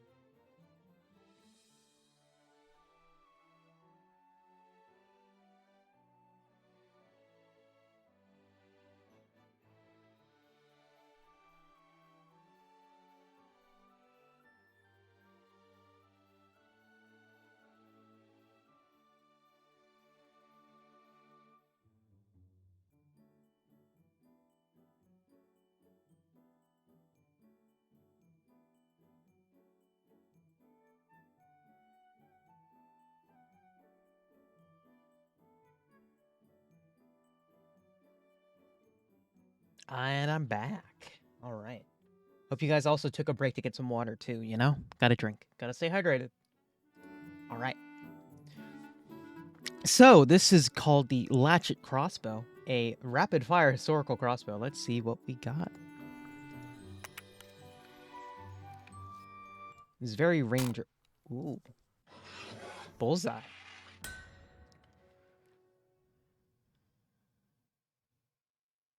Hi, it's Todd of Todd's Workshop here, and today we're going to have a look at a Latchet crossbow. At least that's what I know it as. So I copied this about 12 or 13 years ago from one in a private collection. Now, I don't know of any others in museums, so if any of you out there, please let me know. I'd really like to know about similar examples. This was dated to the late 16th, early 17th century. And this style of crossbow, I understand, was popular amongst border reivers. They loved their horseback, they loved civil defence, they loved scrapping, or maybe they didn't, but they did a lot of it anyway. And this is well suited to that. So it is not of devastating power. It's got a short draw length, 280 pounds in draw weight. It's notable because it has an inbuilt cocking lever. Now, that does a couple of things. One is it allows you to reload quickly, and it allows the whole system, with a crossbow trigger system, to be reliable. It's all sort of established technology, this. It's been around for a while in one form or another. Now, if you think about firearms, because of course we're now in the age of gunpowder, absolutely, if you're talking about state-of-the-art wheel-lock pistols, they are neither fast to reload and nor are they reliable. And so this has an advantage over those. They, of course, have got stopping power in a way that this just simply doesn't. but it depends what you want for things, horses for courses. Now, the other thing about this is it has a top trigger.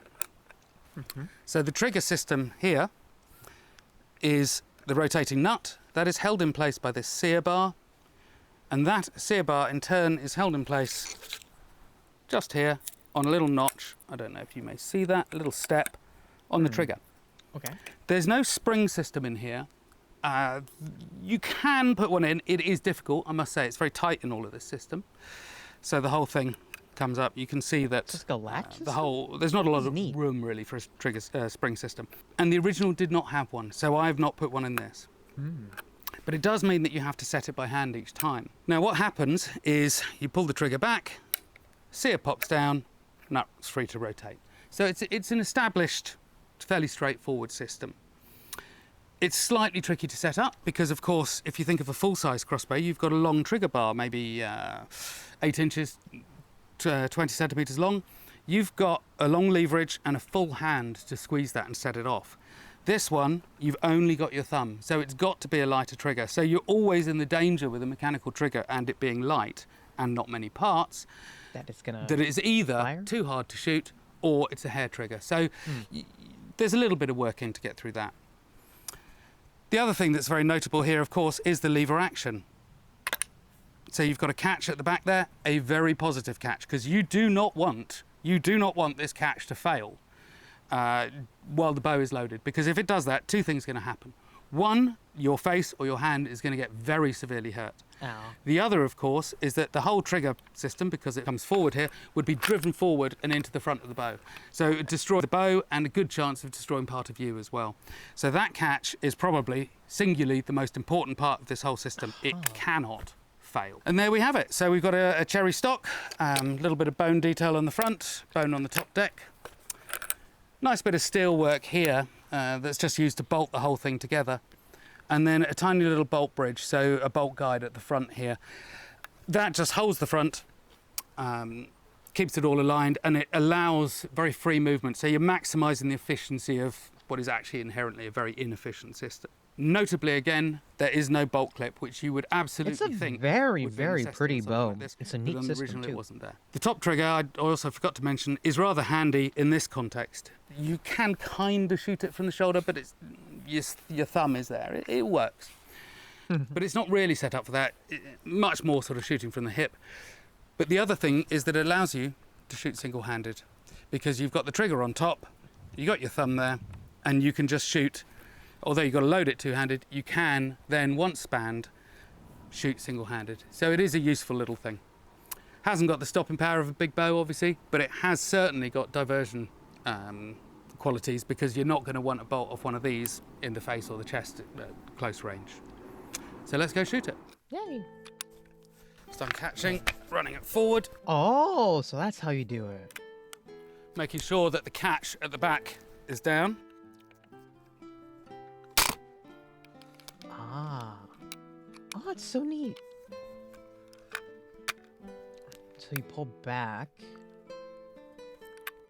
Like I say, it's 280 pounds, so it's got a bit of grunt in it. Ooh.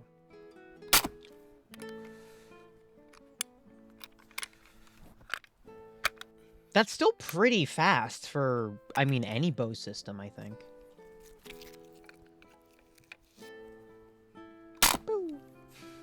Clearly, you can see why it'd make a good civil defence weapon. It hasn't got the hitting power of a big crossbow. It hasn't got the hitting power of contemporary firearms at the time. But it has got simplicity, and it has got speed of reload. So it's one shot every 10 seconds. I'm getting a grouping, just shooting from the hip at, okay, close range, but I'm getting a grouping like that. And it's not a bow that I shoot. I haven't made one of these for a few years. Clearly, very, very effective. And there you have it. The Border Reivers Latchet Crossbow. I love that reloading system. It's very, I don't know how to put it. It's very unique, I guess is the word. I know, I just like really complicated mechanisms like that. Like you lift up the latch, it catches on the bow, like the bowstring there. You pull it back. Like, you pull it back and then you're done, really. All you need to do is just hit fire. And then it just keeps going. That's cool. I love those. Okay. Okay. What else in the media share list do we have?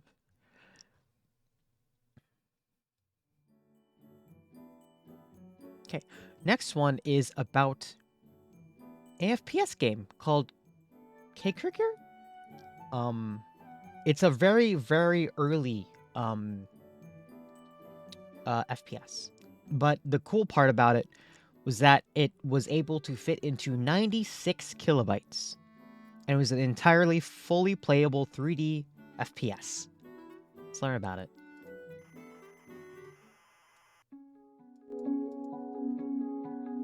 It's 2004. The DVD is overtaking VHS for home viewing pleasure. The CD-ROM is reigning king as the... I just want to mention, all the cool shit happened in the early 2000s. What happened?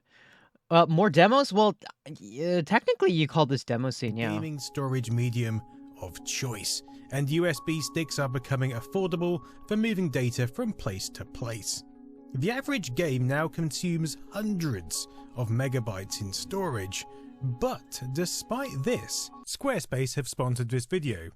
Oh, and somewhere in Europe, a team of developers have created a first-person shooter that will fit in under 100 kilobytes.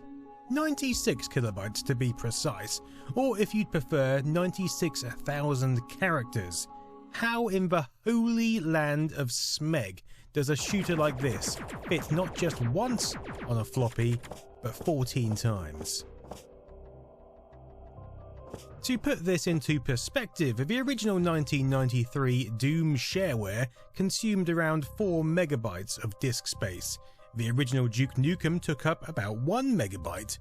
This PDF document that contains the script of this video consumes 104 kilobytes. This literal screenshot of Krieger, well, that consumes 96.1 kilobytes. Seriously, there it is in the file system. What gives? To answer this, we have to go back to the year 2000 and visit the demo scene. Demo scene, baby!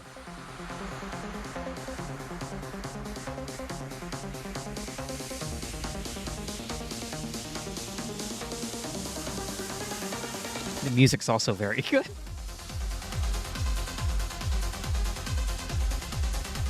Of course, the demo scene had been around for many years before this, but we're interested in a German group known as Farbrausch, the members of which had been involved in the demo community for many years already. But on the 29th of December 2000, at an event in Denmark known as The Party 2000, a meetup where demo teams got together to show off their latest and greatest real-time productions, they pushed out a demo they called FR08 The Product, and it was mighty impressive.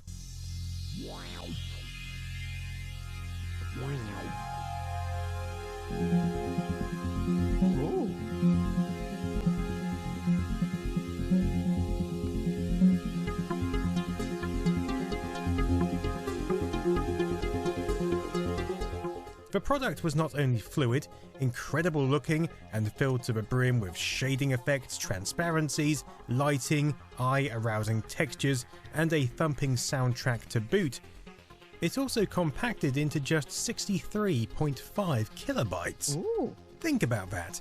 This demo could technically fit into the memory of a Commodore 64. That's staggering. Of course, it wouldn't run on a Commodore 64. In fact, it needed a pretty beefy PC at the time to run it smoothly. And that indicates a bit about the trickery going on, because despite its diminutive initial size, the full 11-minute demo produces the equivalent of 159 megabytes of waveform data, 170 megabytes of textures, 80,000 colored and textured triangles in 5.7 megabytes of static vertex buffers, and a crap ton of animated geometry, all in totaling 1.9 gigabytes of data, all from a file just under 64 kilobytes in size. That would equate to a compression ratio of 30,000 to 1 if all this data were literally compressed. But of course it's not that simple, and that would be one hell of a compression algorithm if it was.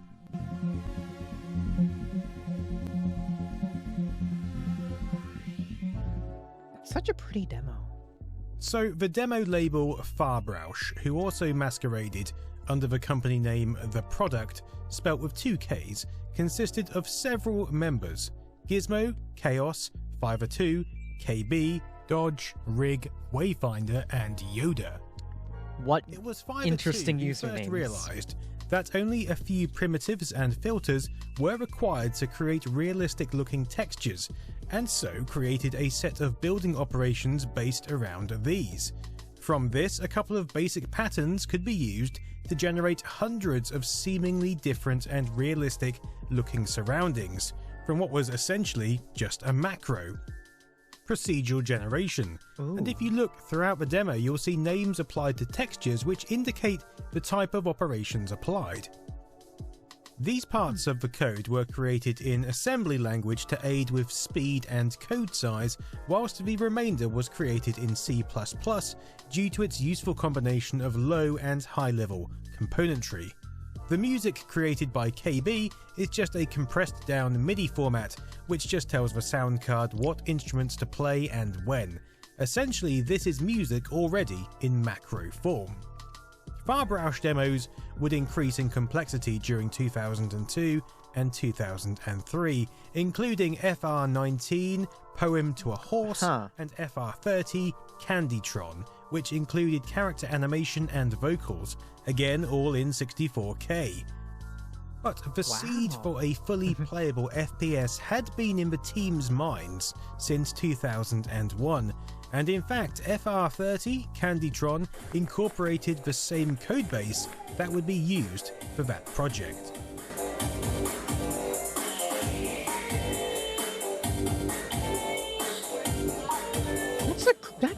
That's cool. It's also very it's very early 2000s. We had been working on it for a long time and badly needed a break, but we also didn't want to go to Breakpoint with empty hands, so we had to release. Breakpoint 2004 is a huge demo scene event in Europe and was set for April the 9th to the 12th. It happened to include a 96KB game competition. It was this competition that their 3D modelled FPS, Krieger, would be entered into and triumphantly win, quickly going on to become an internet sensation. And let's be honest, going viral on the internet in 2004 was no easy task.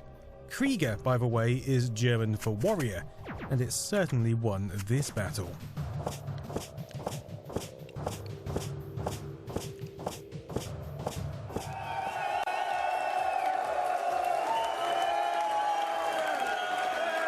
Wow.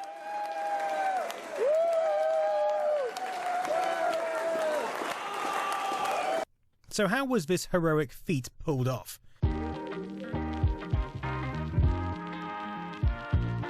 Well, Krieger relies on some of the tools and tricks of Farbrausch's earlier demos, but there's a huge difference between a non-interactive demo and something that you can not only interact with, but actually play and advance through.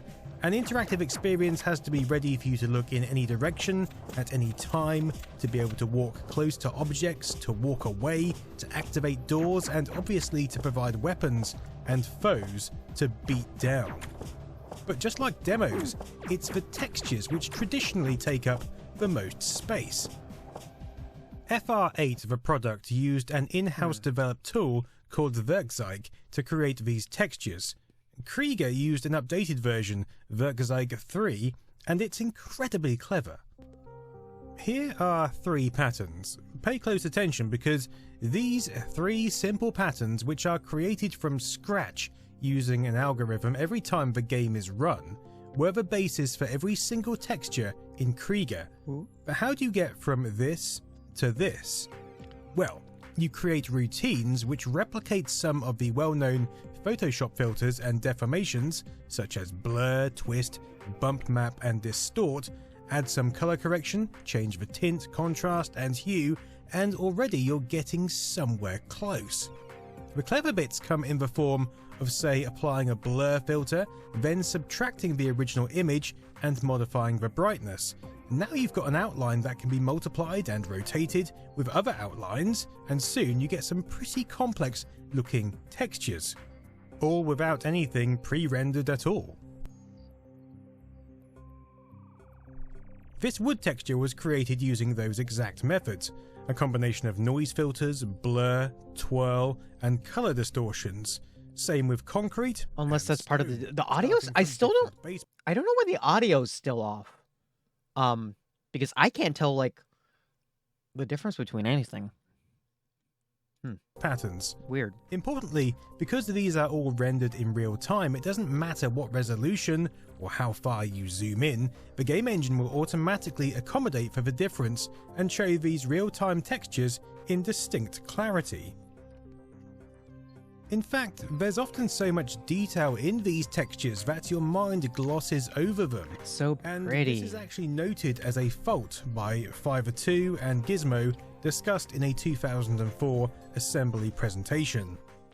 But before that, the same is true in designing a lot of things, including websites. Just gonna skip ahead from the integrated ad. And another thing is the textures simply have too much contrast. Every single texture is so full of details that in the end it's there's so much different detail that it looks like no detail. Another clever trick is to employ standard Windows libraries and even fonts. This texture, well, it's just the letter G in the Arial font with a twirl, noise and bump map applied. To get more complex and structured textures, you can just combine some of these simpler tiles, use multiplication routines, and make use of alpha channels to create the defined objects that you need to replicate a sewer, for example. This on-the-fly creation means that the game actually expands to occupy about 300 megabytes of memory when running, which is more typical of an actual FPS game from this era with prefabricated graphics. And that's because once the graphics are actually created and posed to us as images, well, they consume the same amount of memory as the image would. In addition to the lack of large assets, clever use of the standard Windows Dynamic Link library set for window management, graphics and memory allows a lot of code to be farmed out or outsourced, saving space that might usually be taken up with custom code. Naturally, this includes the use of Microsoft The lighting is so impressive which too. was utilized extensively, including its lighting model and pixel shading abilities. In fact, these could be combined with texture bump maps to create accurate lighting effects with minimal further work. It's for that reason that you'll find bump maps employed throughout the game, even when they're not strictly necessary, such as on weapons, as it just creates a more pleasing level of light reflection. But what do all these textures wrap around? Well, that's the job of mesh generation. Using 3D objects such as cubes, spheres, and cylinders, textures can be applied, and then similar deformation procedures can be applied to these models. One of these is a simple bend. It just creates a much more realistic environment, and that's why you'll see long, winding environments in this very linear game map. The use of a linear level, again, a space-saving necessity, but the winding and bending of it creates the illusion of a more diversive playfield. All these elements are applied in Werkzeug using operators.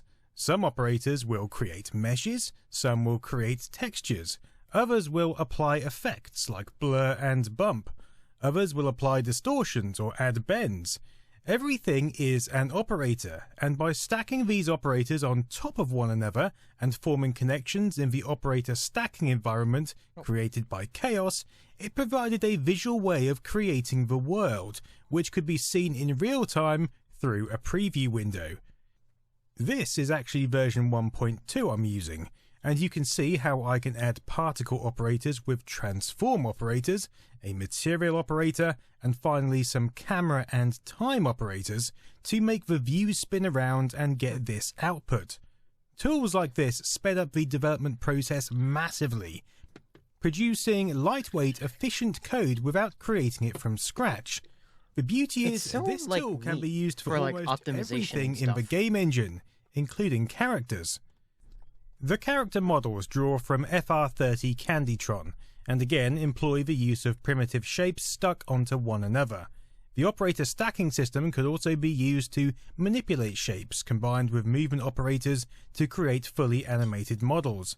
The only problem being the movement was mostly based on linear ramps, such as pivoting a leg forward, pivoting the next leg forward, and so on. But it looked janky and dated, or in their words, like N64 character models. This is just like N64 style, what they stick primitives together, and we are far away from that nowadays. But I mean, come on, it's 2004. We're way past that. The solution to this was to introduce trigger operators. For example, if you move a leg forward, an arm movement would then follow. This allowed for slightly better looking characters, and it's also why the foes have massive arms or multiple legs. By drawing more attention to these reactive elements, these creatures look more natural and flowing than if you witnessed just singular leg movements. Now, although all the textures are created in the initial loading sequence, which saves some processing time, there's still a lot of real-time processing going on. So we've got character-based animation and the complexity of the world, and this meant you'd need something pretty beefy to run it. Like an Intel Pentium 3 clocked at 1.5 GHz, half a gig of RAM, and an Nvidia GeForce 4 Ti. Pretty beefy, you know, guys? For 2004, but boy, was it worth it. Oh. Well, kinda.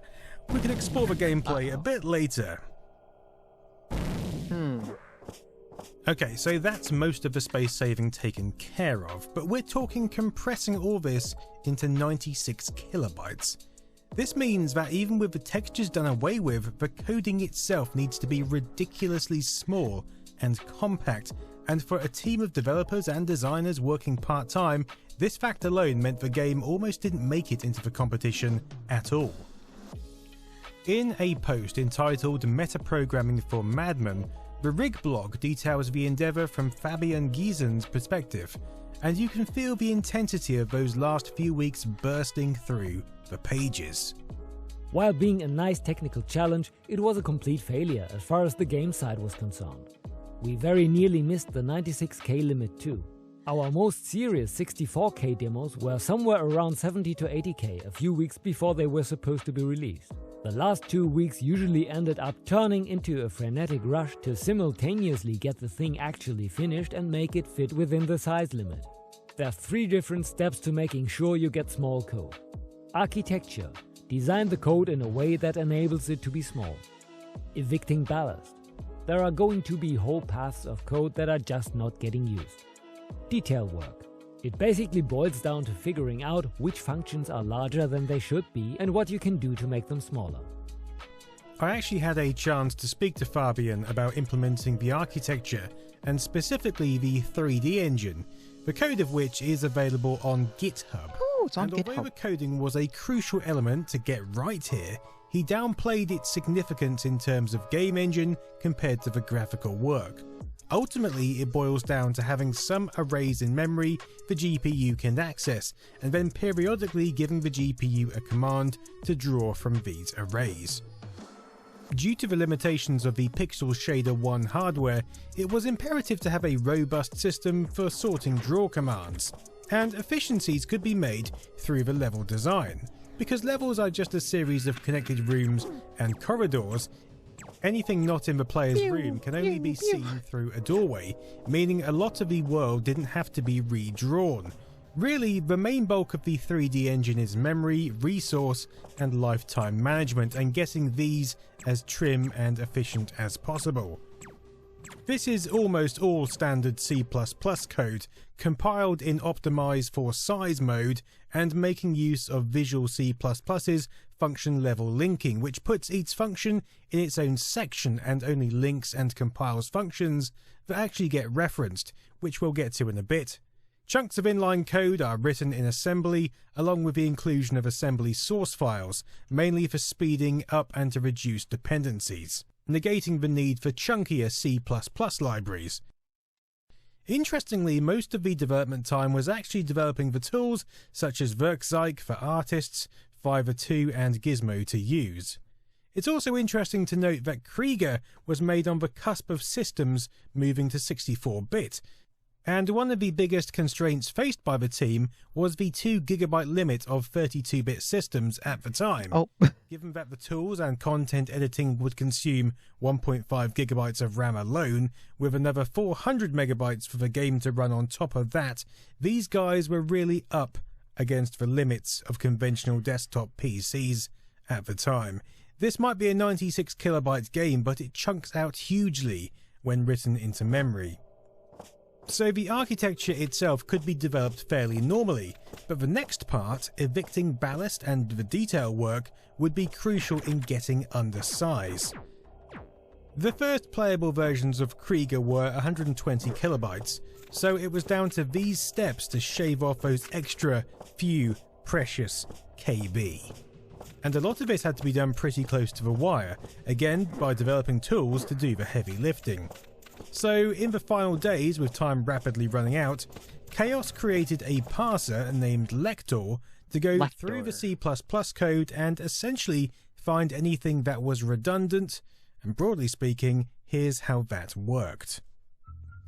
Okay, so here's an if statement. Oh god, here we go. You'll have to forgive me, this is pulled from Rig's blog, but it's been a while since I was knee-deep in any form of Are you guys ready for code? Thankfully. But the Nerd parser shit. would run through each statement, numbering as it went, leaving a trail of breadcrumbs. This would highlight any parts of code that weren't being executed. In this if statement, it was determined that MSM sub and MSM set not only get called if the variable state is true. Therefore, the if statements nested here are redundant. That code would then be replaced with if 0 if the path is never taken, or if 1 if it's always taken, which essentially renders each if redundant. So Then simplified, replace this it. find and replace operation would work through the entire code. Oh god. And then, upon compiling into an executable, the compiler itself would recognize these issues and strip out the logic queries completely, because they were redundant, therefore saving precious bytes. Things like this were done with a fine comb throughout the entire code to shave those extra few kilobytes off. As you might imagine, the upshot of this was that actually it forced a few bugs into the game. Even my brain just kind of fell out of fell out of my head. And during that Like, testing, oh my if goodness. no one decided, for example, to try pressing the up arrow on the menu screen, that pathway to trigger the action would be stripped out, meaning you could no longer press up on the menu screen. What? It also meant that some collision detection was removed as it was never triggered during test runs. These issues did actually creep into the first compacted versions, and some remained in the released beta. Basically, this was code stripping at its most desperate and also dangerous. The final step was to use an executable packer to compress the file down as much as possible. Keep going. In this case, an in-house utility called Crunchy, which utilized a similar compression standard to zip files, but had extra functionality, like being able to tell you how well certain coded functions would compress, allowing It must be smaller. beforehand. Okay, look, Make it this tinier. is dramatically oversimplifying it, because crunching down or packing an executable has been one of the most important and intensively developed parts of the demo community for years. How do you think Cracker's got so many games on a single floppy disk? In Crunchy's case, the magic is performed by a number of factors, but there's a package created by there's so Rig many. called DisFilter, which disassembles the binary x86 code and compacts the LZMA compression by an extra 20% on average. But compression is an entire subject in itself, so what's important here is that this cruncher is what got Krieger under the required size. The upshot of all of this was that the game came in at just under 96 kilobytes. in literally the final hours before the competition deadline, allowing it to grab the event and indeed the That internet sounds shortly so after stressful for it to actually come out like come that. on, this is an incredible feat of problem solving, design and coding, especially for a team working solely in their spare time.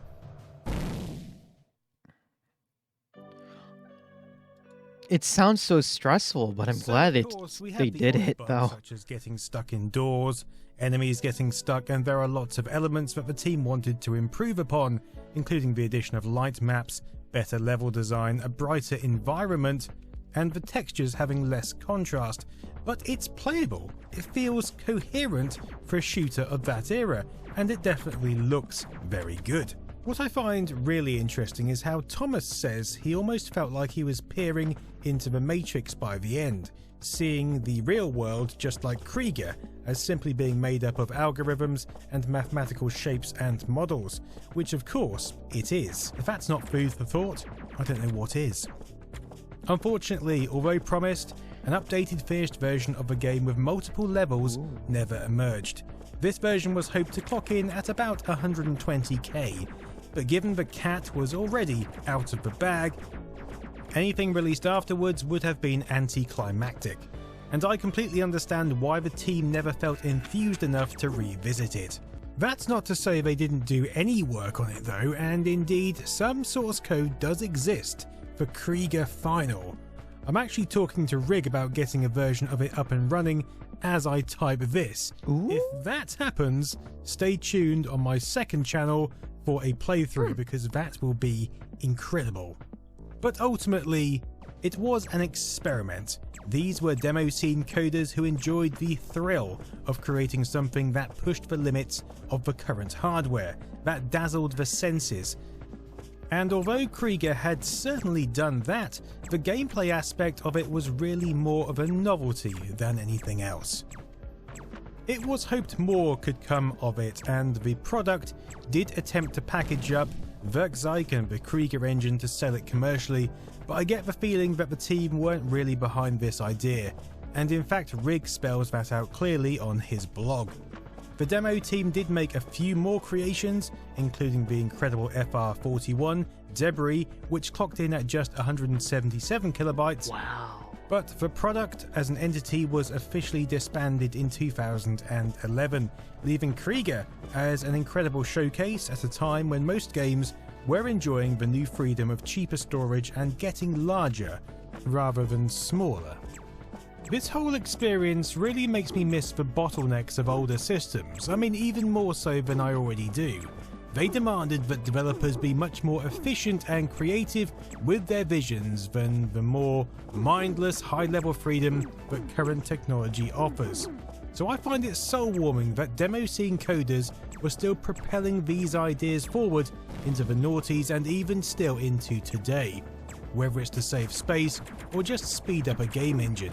It's just fascinating to be given constraints and then create something as impressive as possible with them. It's still so cool. It's still Krieger cool does, looking and even it's now. why so many of us, myself Like, it makes me think of, like, I don't know, the vintage hardware, one of the early 3D Dooms, like what? Like Doom 3 for the Xbox or something? Nerd. Toodaloo. It reminds me of the same thing, and that's so damn. I don't really agree that in that conclusion, having powerful hardware makes devs less innovative. It's not that it's devs less innovated, it's more creativity, I guess. Because like it's being more efficient with coding. Because like nowadays, you know, you can because you know, complaining about downloads, like we're kind of reaching that problem now that people are saying that downloads are very, very big and you know, stuff is uncompressed and it's a waste of space, but we have the space, so it's like okay, or something along those lines, something like that. I don't know. I like it though when you can make something very interesting in a certain constraint. So, you know what? Let's I want to show an example actually. Micromages. So for example, Micromages was a game for the NES. And it fits in 40 kilobytes of space. But look at this little thing. How cute he is.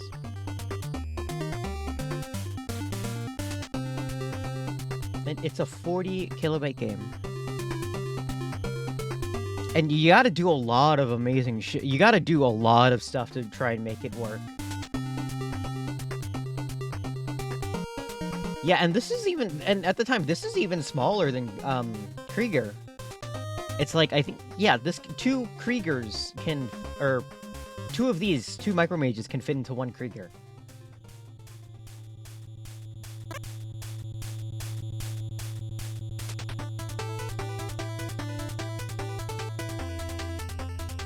It's adorable.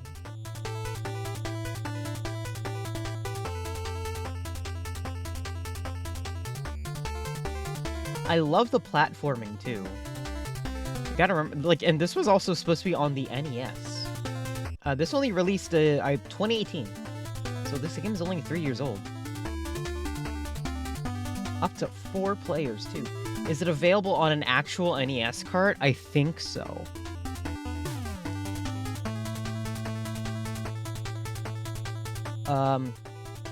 Yeah, I think so.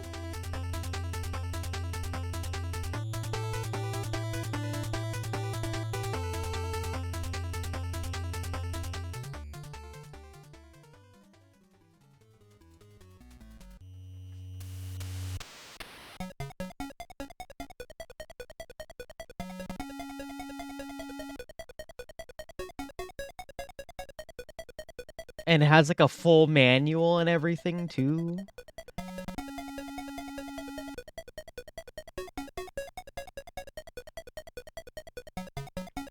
It went through Kickstarter though, so don't worry about it. So there's a video on how they actually fit it in there, but let's look. So yeah, Micromages you can just buy.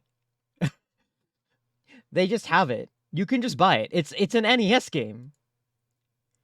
And it has 4 player setup. But let's see how they did it. How they put everything in that tiny little space. No, 4,500? No.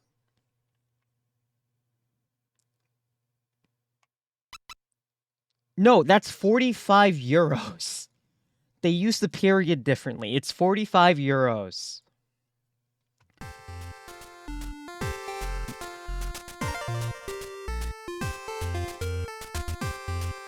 €45 to dollars is $52, and then I don't know what the Canadian money is. Oh, 66 Canadian.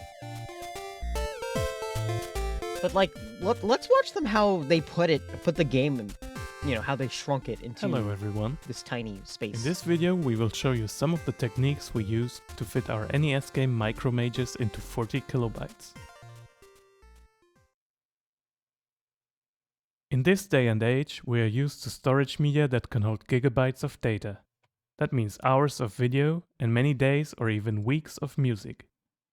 40 kilobytes, on the other hand, are barely enough to store 2 seconds of music in MP3 format. When the NES was conceived in the early 80s, electronic storage space was severely limited and expensive. Only 40 kilobytes of game data are visible to the console at one time. Without additional hardware on the cartridge to switch between multiple banks of memory, this is all the space developers could use, and none of the early games could go beyond that. As a result, these early games were usually very limited in scope. With one famous exception, Super Mario Bros. Its developers managed to cram in a large number of horizontally scrolling levels into the tiny space they had, which was really impressive for the time. Fascinated by this game, we just had to see if it was still possible to create a game with the same limitations nowadays, going back to the roots of the NES. And these were our plans. Alright. A vertically scrolling platformer with a cartoonish occult theme. The core mechanics are running, shooting magic spells, and, to make traversing vertical levels fun, wall jumping. We want to provide an adventure with many levels and boss battles that you can go on alone or with up to 4 people, as we felt the NES library was truly lacking a multiplayer experience like this. To program an NES game like this, you need maximum control and speed, so we need to speak the processor's language directly, writing all code in 6502 assembly. 8 kilobytes are used for graphics and another 32 kilobytes for everything else. The graphics are split into 2 tables, one for background elements, the other for independently moving foreground elements, which are called sprites. Each table holds 256 graphical 8x8 pixel tiles. A single sprite on the NES can use 3 different colors. You can combine multiple sprites to build larger objects, or meta sprites, as we call them. The NES only supports 4 different sprite palettes at the same time, so we reserve 1 palette for each player and they have to be reused for enemies.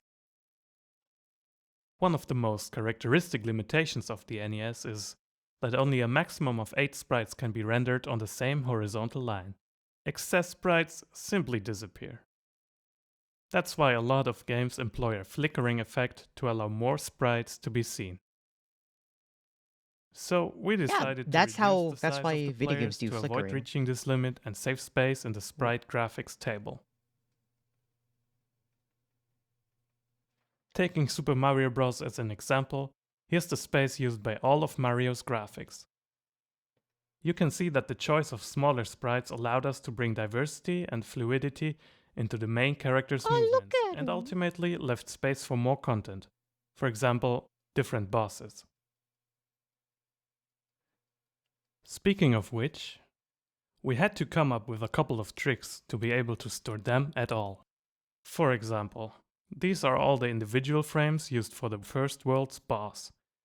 If we store the sprite graphics like this, our dream of making this NES game will end right here. So here's what we do instead. First, we split this big meta sprite into 3 parts that can be animated independently of each other. Let's decompose these parts into individual sprites and see if there are any graphics that are the same.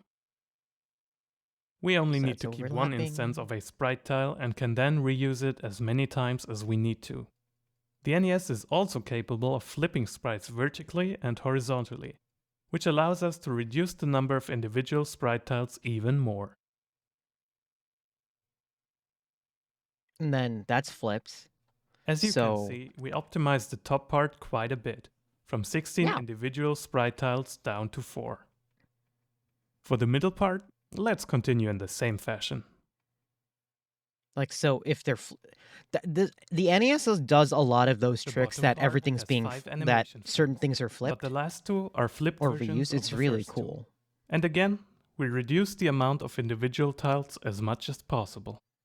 So now with this kinds of optimization, optimizations, we could save a lot of graphic space, which allowed us to add more content. like that's a very good optimization, like off the bat, you know?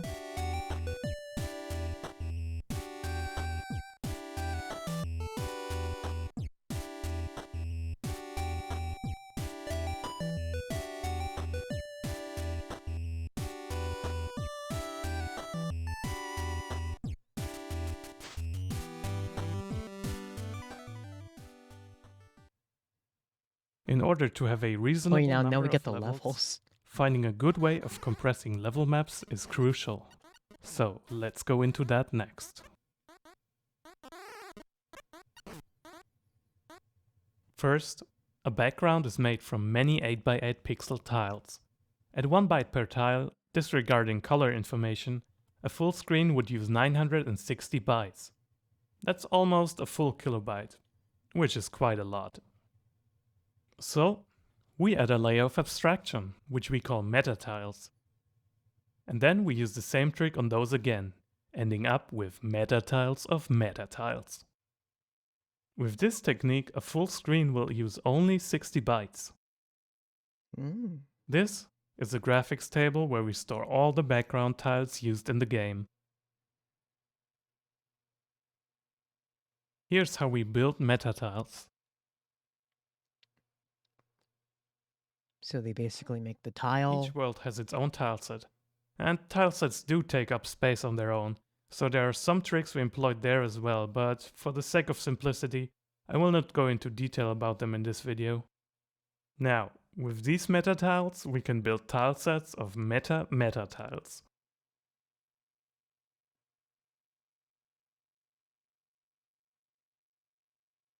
Finally, we can start building the background for one screen. Even if 60 bytes don't seem like much, the total map data of the game was still relatively large, so we searched for other ways to optimize it. And so we thought, what if the levels were symmetric? Okay, so let's remove half of the screen and mirror the left side. Ending up at 30 bytes per screen. Unfortunately, the gameplay flipping operations are like super cheap. Quickly became clear that completely symmetrical levels were too bland and just not fun to play. But wait, there is a solution. Expanding on what was mentioned earlier, one meta tile on the map is stored as an index into the tileset and uses 1 byte. 1 byte is made up of 8 bits. In our meta tilesets, we only use a limited number of tiles. So, as you can see, the highest bit will never be used in the tileset index. That means that, at 4 meta tiles per row, we can use 4 bits to store another value. We use these 4 bits to enable shifting the mirror axis of individual rows of tiles, breaking up the symmetry and allowing for more diverse level design while still only using 30 bytes per screen. So honestly, this is very, I know it's, super complicated, but it's very impressive when you, try and follow along, so... They shifted over a bit. Oh, it's so cool.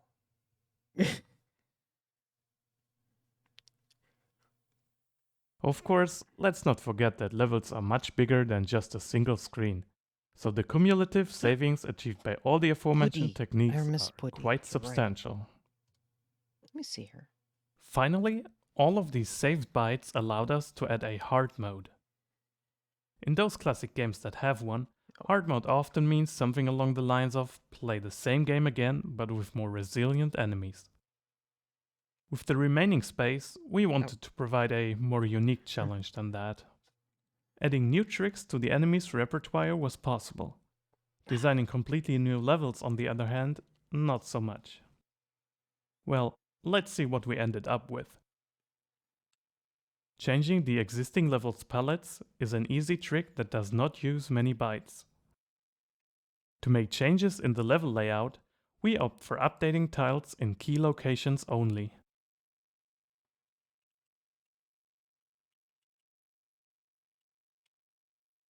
With this method, the hard mode level data ended up using roughly 7 bytes per screen on average.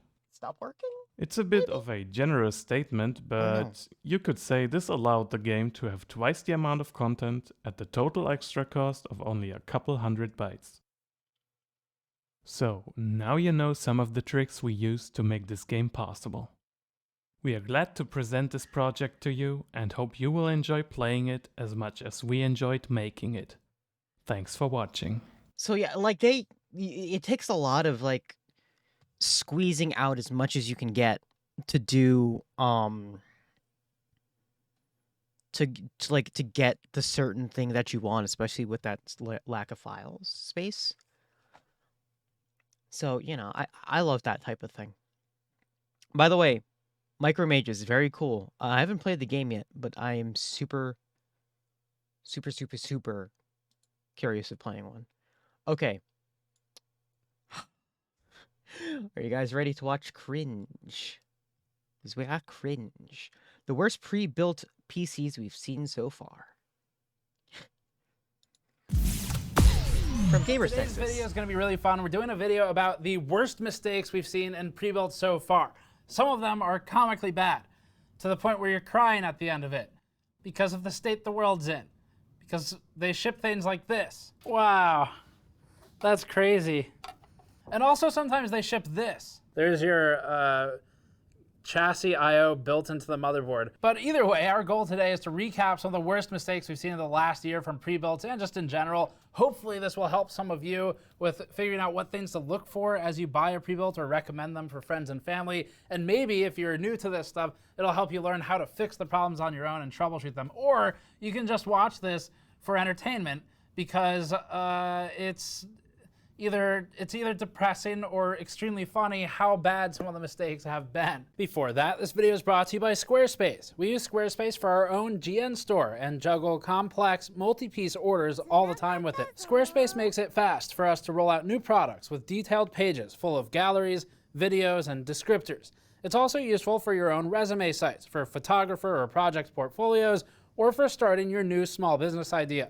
There's never been a better time to try and start your new business than right now, and we can vouch that Squarespace makes it easy. Visit squarespace.com/gamersnexus to get 10% off your first purchase with Squarespace. All right, so the goal of this content, again, is to help with a few things. On the useful side, you'll learn about how to identify problems, hopefully, before ordering the system, and once you get it, how to maybe fix some of those most common issues with pre-builds. On the not helpful side, you get to see a recap of some of our recent pre-built reviews where we've looked at Dell, HP, Alienware, ABS, which is a Newegg brand. We have other ones coming in we can't name because we don't want them to know that we've bought their systems, and some of them have already failed the test before they've even shipped the box because they don't know we bought it. And then we've looked at Skytech and Lenovo's Legion, a couple of other things. As a reminder, as we roll into this, we have purchased all of these pre-builts we've looked at recently with our own money. Thank you to all of you who've helped us do that by buying things from the store at store.gamersnexus.net, where you can pick up your own wireframe desk-sized blue and black in design with PC components and high detail on it. You can also grab one of our large mob It's really mats. neat. They have just It's really come back neat to in see stock. this stuff, They're though. shipping out now, so if you Like place all a of it. back order, it'll Are you ship guys in ready the for next some week or so. cringe? We're You here wanna for grab one of the cringe. GN Volt mod mats, which is a PC built-in surface for maintaining your computer, protecting your table and the parts on it, and also providing quick reference materials. And then, of course, we have our shirts, like the out-of-stock shirts in tri-blend and comfortable cotton. Pick up anything like that on store.gamersnexus.net to help us out with buying more pre-builts. So we get to talk about bloatware, proprietary parts, getting screwed, as in the screws are rattling around in the case when you pick it up, and plenty of other problems like power supplies and coolers and cases. And there's a lot of problems with pre-builts. Let's get started. Proprietary parts are next on the list. Proprietary parts use the guise of performance or size to mask the fact that it's actually just planned obsolescence of components to force repurchases rather than repairs. There is an upside though.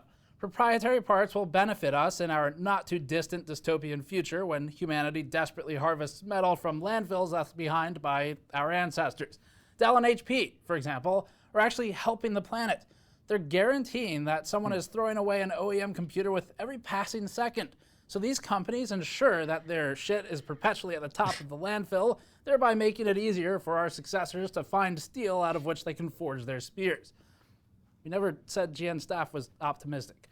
When Dell and HP swiped right on each other, it was because they both listed lawn walks on the beach as a secondary joy to stuffing homes and landfills alike full of what could be useful gold, copper, fiberglass, steel, and aluminum. Fortunately, system integrators have mostly moved to standardized, reusable, and easily serviceable or replaceable parts. But OEMs remain entrenched in ways where a motherboard's form factor is defined as fuck you, and the cost to replace it is a new computer.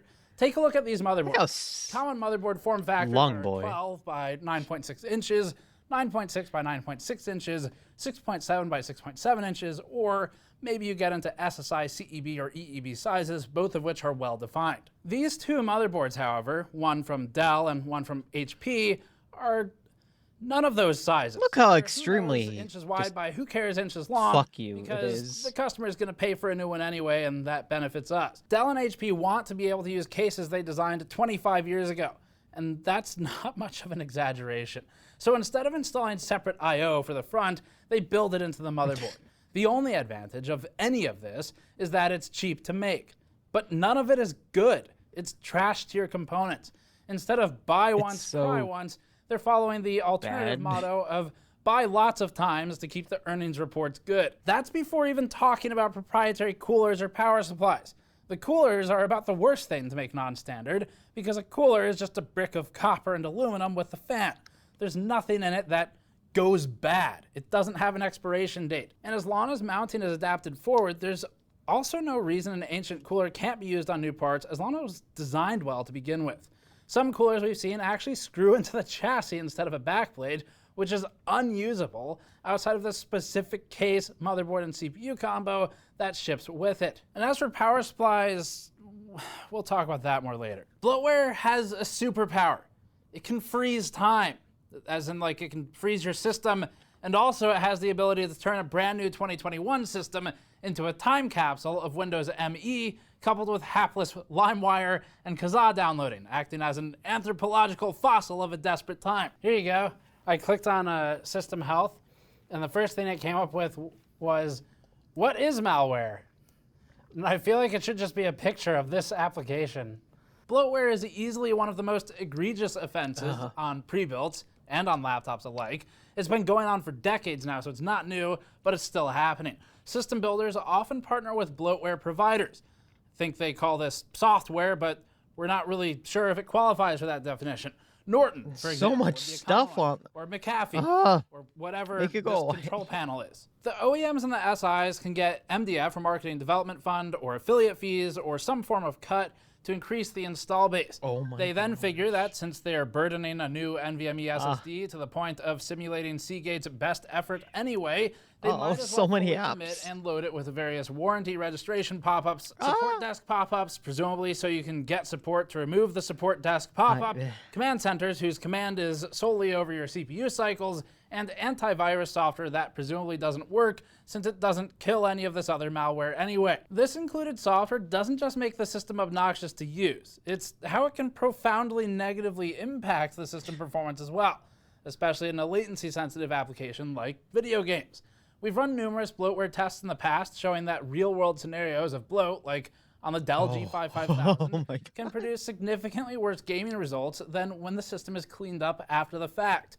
HP also was offensive in its bloatware. In fact, the constant background services were so bad that the run-to-run variance in our CPU and very memory-bound Hitman 3 benchmark resulted in us assigning the HP Legion a did not finish score. Many years in the past, we even reviewed an MSI laptop specifically for its bloatware, showing how much it impacted the 0.1% lows and frame-to-frame consistency of games.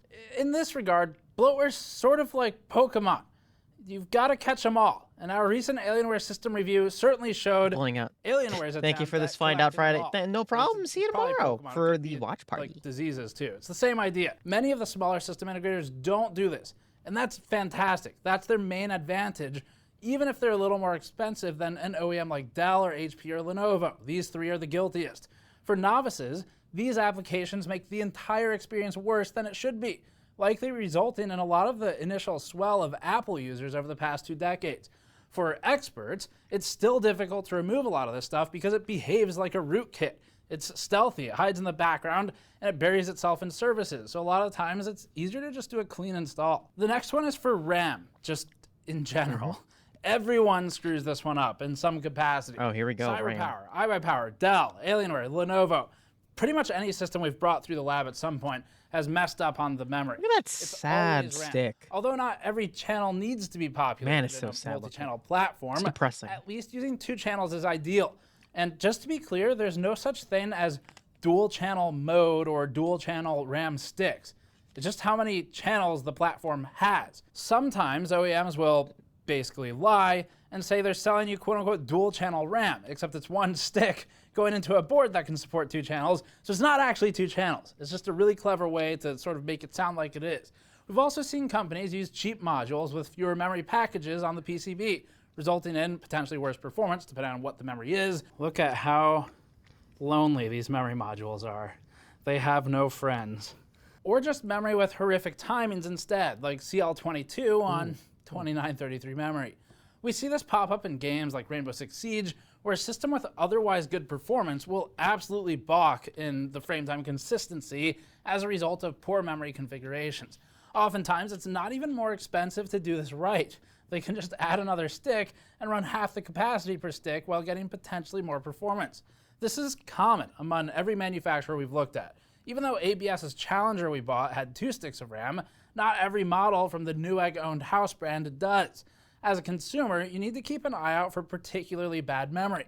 For whatever reason, this seems to be the component where they'll avoid giving you any specs beyond the stick count and maybe the capacity. So you're out of luck for timings in most instances, but a lot can be gauged from appearance as well, assuming they even show you what it looks like in the photo. It's not even in there. We also commonly see manufacturers push way too much capacity for an otherwise underpowered system. This ends up just being a waste of money. If you're buying a strictly gaming PC and they're pushing 32 gigabytes of garbage RAM on you, just know that the difference between 16 gigabytes and 32 will almost never be noticed in daily use for something like gaming or web browsing unless you have a really bad tabs habit outside of more production-focused applications. But the difference in cost towards a better GPU, CPU, or just actually having more money to be less stressed, that will be noticed. The extra RAM probably won't be unless you know you need it. Extra memory can definitely be better. It's certainly better because it lets you be lazier with how you manage your applications in the background. It's also better for something like Adobe Photoshop or Premiere to some extent. But if you still have a low-end i5 in there at the end of the day, there's a limit to how much that RAM will help before you're just stuck somewhere else anyway. I honestly say like 16 is like the bare minimum for these parts. You can also like get streaming, screwed by if the literal anything. screws in the computers. We've I'm been not sure to if that's screw actually right, factories but in I the think it's like past, 16. some of which even advertise a screw class. Try your worst, commenters. But we've never been screwed quite like how OEMs do it. Partly due to shipping and partly due to, let's be honest, largely due to QC shortcomings. We've had systems with screws so over-torqued that they've bent steel panels and cases. They've scratched off paint on the side panel. And they've applied an unsettling amount of force to socketed CPUs with fragile pins. Way unnecessary amount of force. Way too much.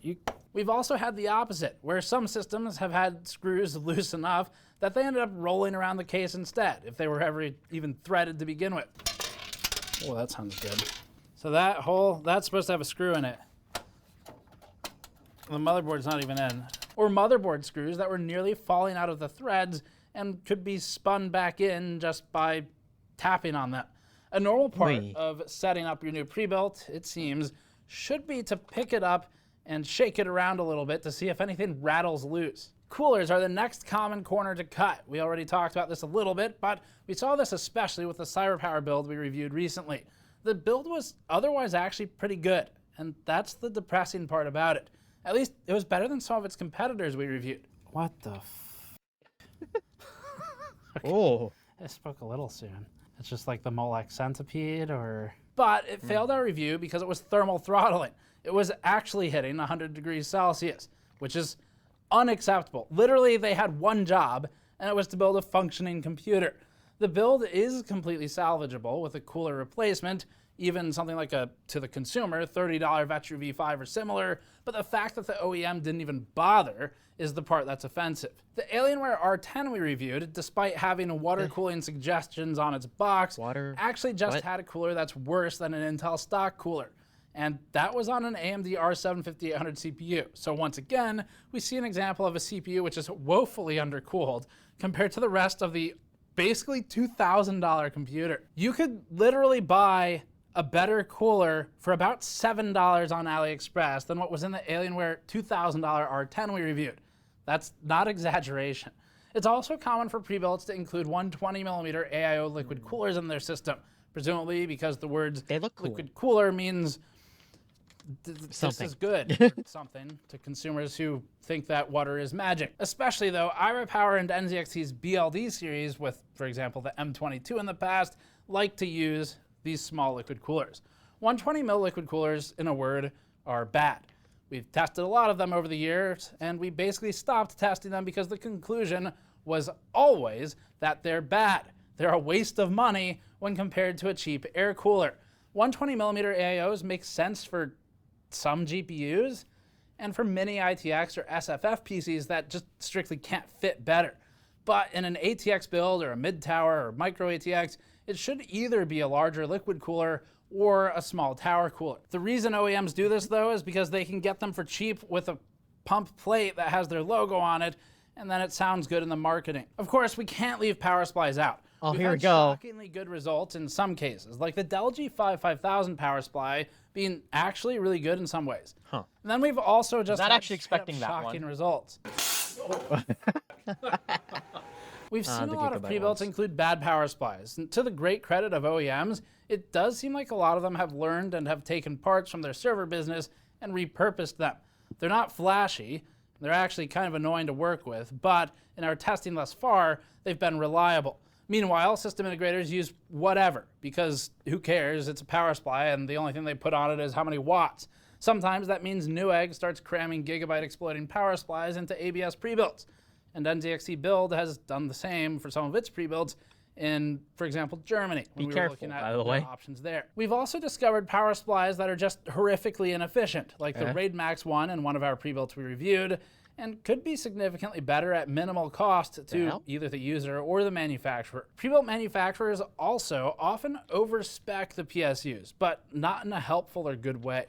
Budget gets spent on high capacity or high wattage because saying 800 watts somehow makes you better than the company that says 500 watts, even though they're actually supplying the same components with power. This is as opposed to spending the money as the manufacturer on actually useful features, like protections and efficiency, while sticking closer to the needed amount of power. And all this is without even talking about the weird, once again, proprietary parts, where it's not quite a TFX power supply, it's definitely not an ATX power supply, and it's not technically 12VO, It's because it some doesn't have a cursed 10-pin shit. motherboard header. Look how cursed that No, is. these are special power supplies that, again, large OEMs like to use, where the power supply might otherwise be fine and pass all of its protections, but can't be used in anything else ever, because that would be bad, then you wouldn't need to buy another one. So that'll be it for the most obvious and egregious mistakes we've seen recently. There's a lot more. Of course, we had the one issue where the iBuyPower system shipped and the video card had basically ripped the socket partly out of the motherboard. That was pretty cool. There was also the time that Walmart filled the USB 3.0 header with hot glue. That was also a really unique and innovative tool for building a computer. It didn't happen this year though, so we left it out. And there's plenty more we can talk about. If there's something either we've looked at or you've found on your own in a pre-built, please feel free to leave it in the comments below. We can't possibly fit all the mistakes in the video, but this one's got the most common ones. Hopefully this provides some educational value for what you can look out for, how to fix the problems. As you learn more about PCs, even if you are not building them yourself yet, it's shockingly easy to immediately improve a system from an OEM, especially by just going through a few of these things on our list and trying to address that one issue at a time, like the bloatware, for example. And if you're an expert, then it's still helpful because it gives you something to point at and say, I build computers better than that billion-dollar company. That's about the best, that's the most positive angle we have for it. Thanks for watching. As always, you can subscribe for more like this. Go to store.gamersnexus.net to help us out buying more pre-builds and just to get something quality in return that you can use. Or you can go to patreon.com/gamersnexus for behind-the-scenes videos and some extras. And check out our new pre-built PC review playlist. We'll link it below in case you want to see some of these systems in action, maybe find some of the better ones. Thanks for watching. We'll see you all next time. So there's that video, and then there's that other incredibly cringe HP that he was talking about. So we'll play that one. Oops. There we go. What the hell is this? What is? No, this is like Dell all over again. This isn't IO. Some of these things are just cursed looking. How's that for a motherboard? It's so long. Looks great. It's a wide boy. The main thing I want to look at for the board is probably. We're back with another pre-built review today. This one is of a small HP box. We've already reviewed the likes of Dell, which is HP's closest large OEM competitor. We've looked at smaller ones like Skytech and ABS with the Challenger. Those two were the two thus far that have done the best in our reviews. And then we've looked at an assortment of others. So HP comes in now as one of the largest players. We asked HP's support for help to choose the parts. And that was the wrong decision if we actually needed help. But it was a great decision for making content about one of the honestly just dumbest assortments of parts we've seen in a gaming PC from our pre-built yet. Before that, this video is brought to you by Be Quiet and the Silent Base 802 case. The Silent Base 802 got high accolades in our review for its high build quality and its versatility, and the both case doesn't look silence-focused garbage. and So that's airflow focused build. The 802 comes with swappable mesh panels or noise damped panels, so you have options for either approach. The Silent Base 802 case is able to fit larger builds as well without being overbearing, and it stands out for its mechanics quality and assembly quality. Learn more about Be Quiet's new case at the link in the description below. I also want to Our mention pre-built reviews go pretty in depth, but I also want to mention that this pre-built laptop or PC is $1,400. For $1,400, let's look inside and see the quality that you get. The absolute like to focus quality. on the assembly quality, the teardown, Quality. and sometimes we'll throw in a curveball for the manufacturers, like randomly doing an audit of their support capabilities. We did that with NZXT a year or two ago at this point, and they failed miserably at the time. And we decided, it's time to do this again. So we tested HP support. We'll talk about some of that today.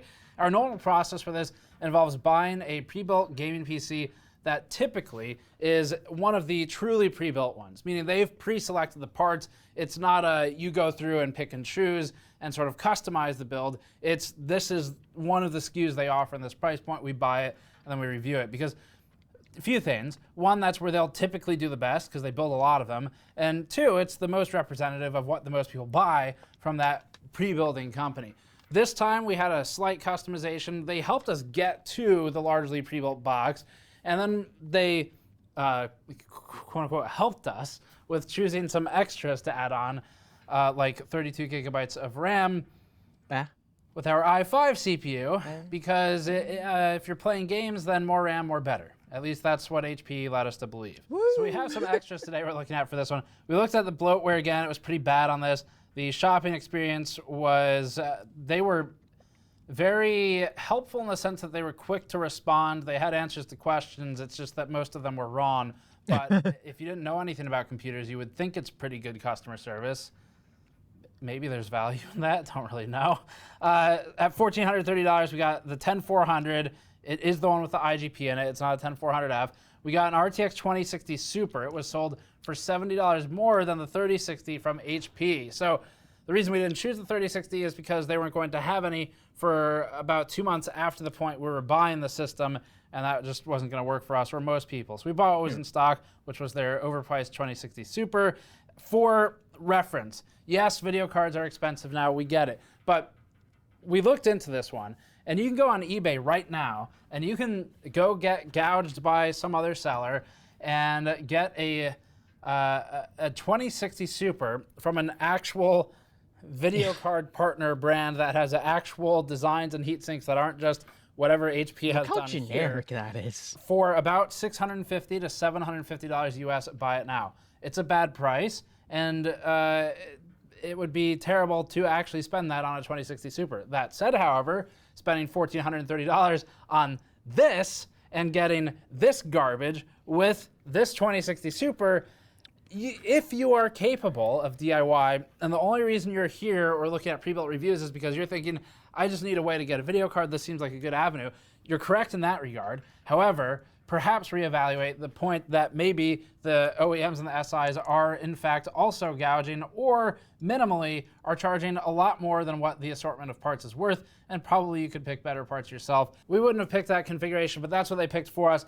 And now it's time to sort of start looking at it from, we'll start with support, and then we'll get into the teardown these are expensive. and the gaming performance and everything else. As a quick reminder, we have been buying all of these pre-builts with our own money. That's thanks to you all who support us via either Patreon on patreon.com/gamersnexus, where you can get some behind-the-scenes videos and extra footage, or from those of you buying from the GN store, where you can get usable products like the GN mod mats. We're running low on the GN Volt large mod mat for PC building, protecting your table and your components alike as an anti-static work surface. And we also sell things like desk-sized mouse mats with a wireframe blue and black design, and then we also have the red and black mouse pads alongside shirts and all kinds of other things. Go to store.gamersnexus.net actually. something in return for helping us out with buying more of this stuff.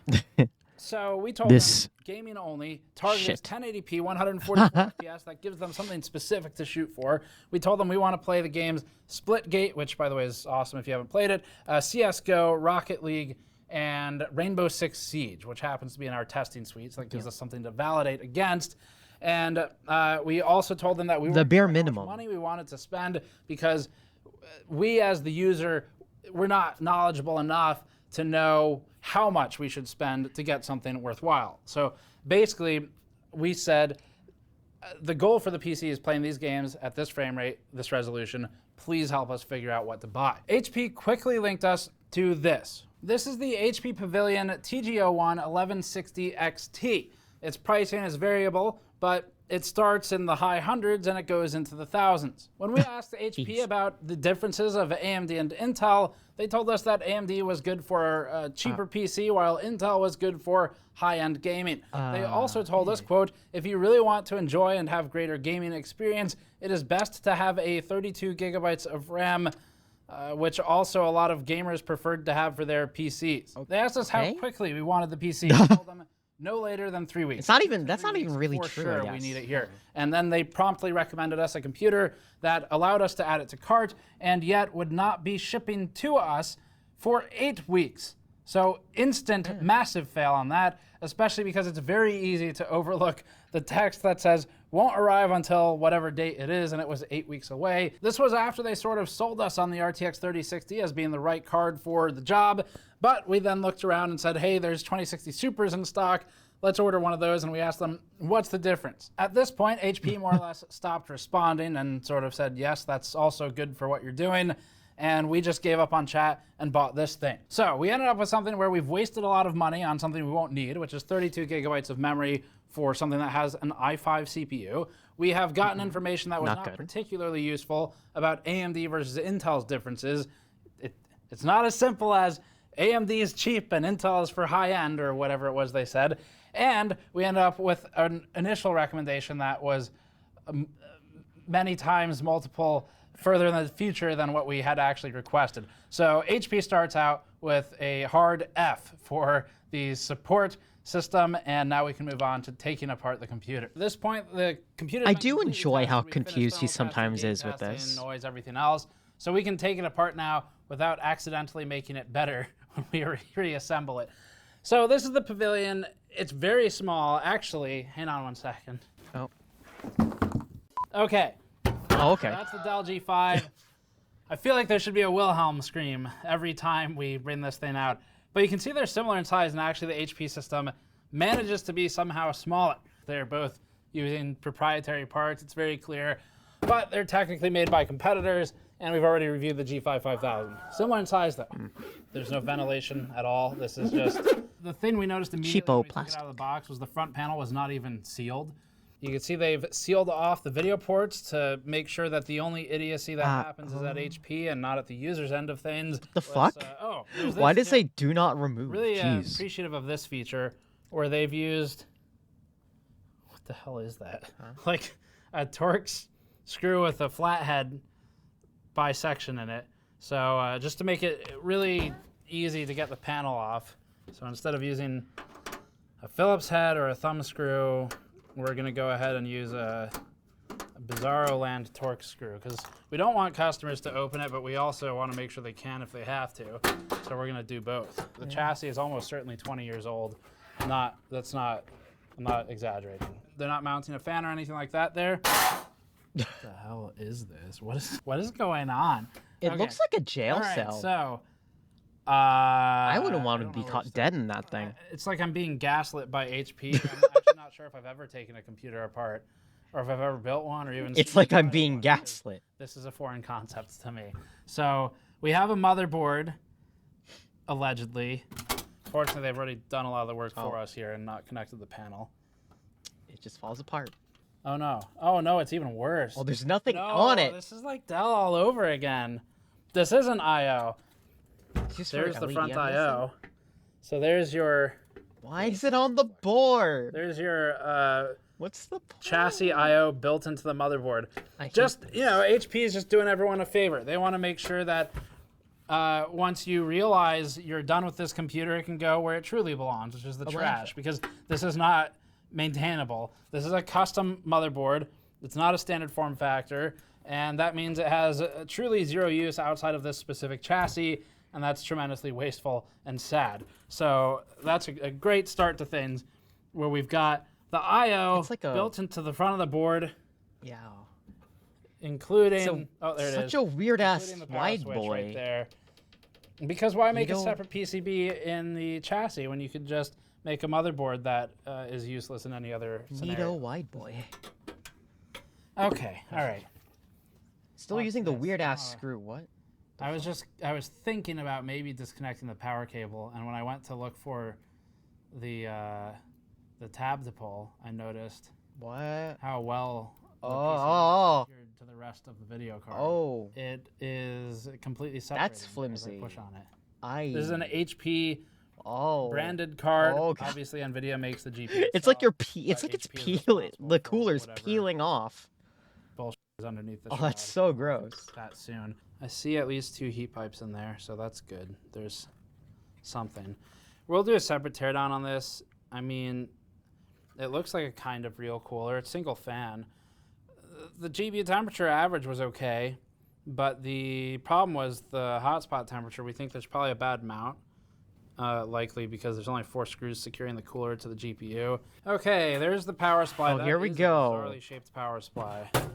Oh, no, I've made a classic mistake. I tried to use a Phillips head screwdriver on a computer. No, it's a weirdo screw. It's not what we use on computers. Why? Oh, the motherboard's weird too. Wow, it's as if Dell and HP envy each other so much that they're copying even their competitors in confidence.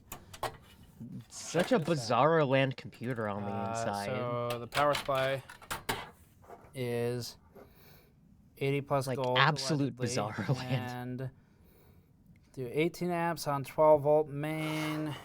So it's got a couple 12 volt rails there, or 12 volt lines. You can see 18 amps max on them. Total power can't exceed 400 watts. Okay. Ooh.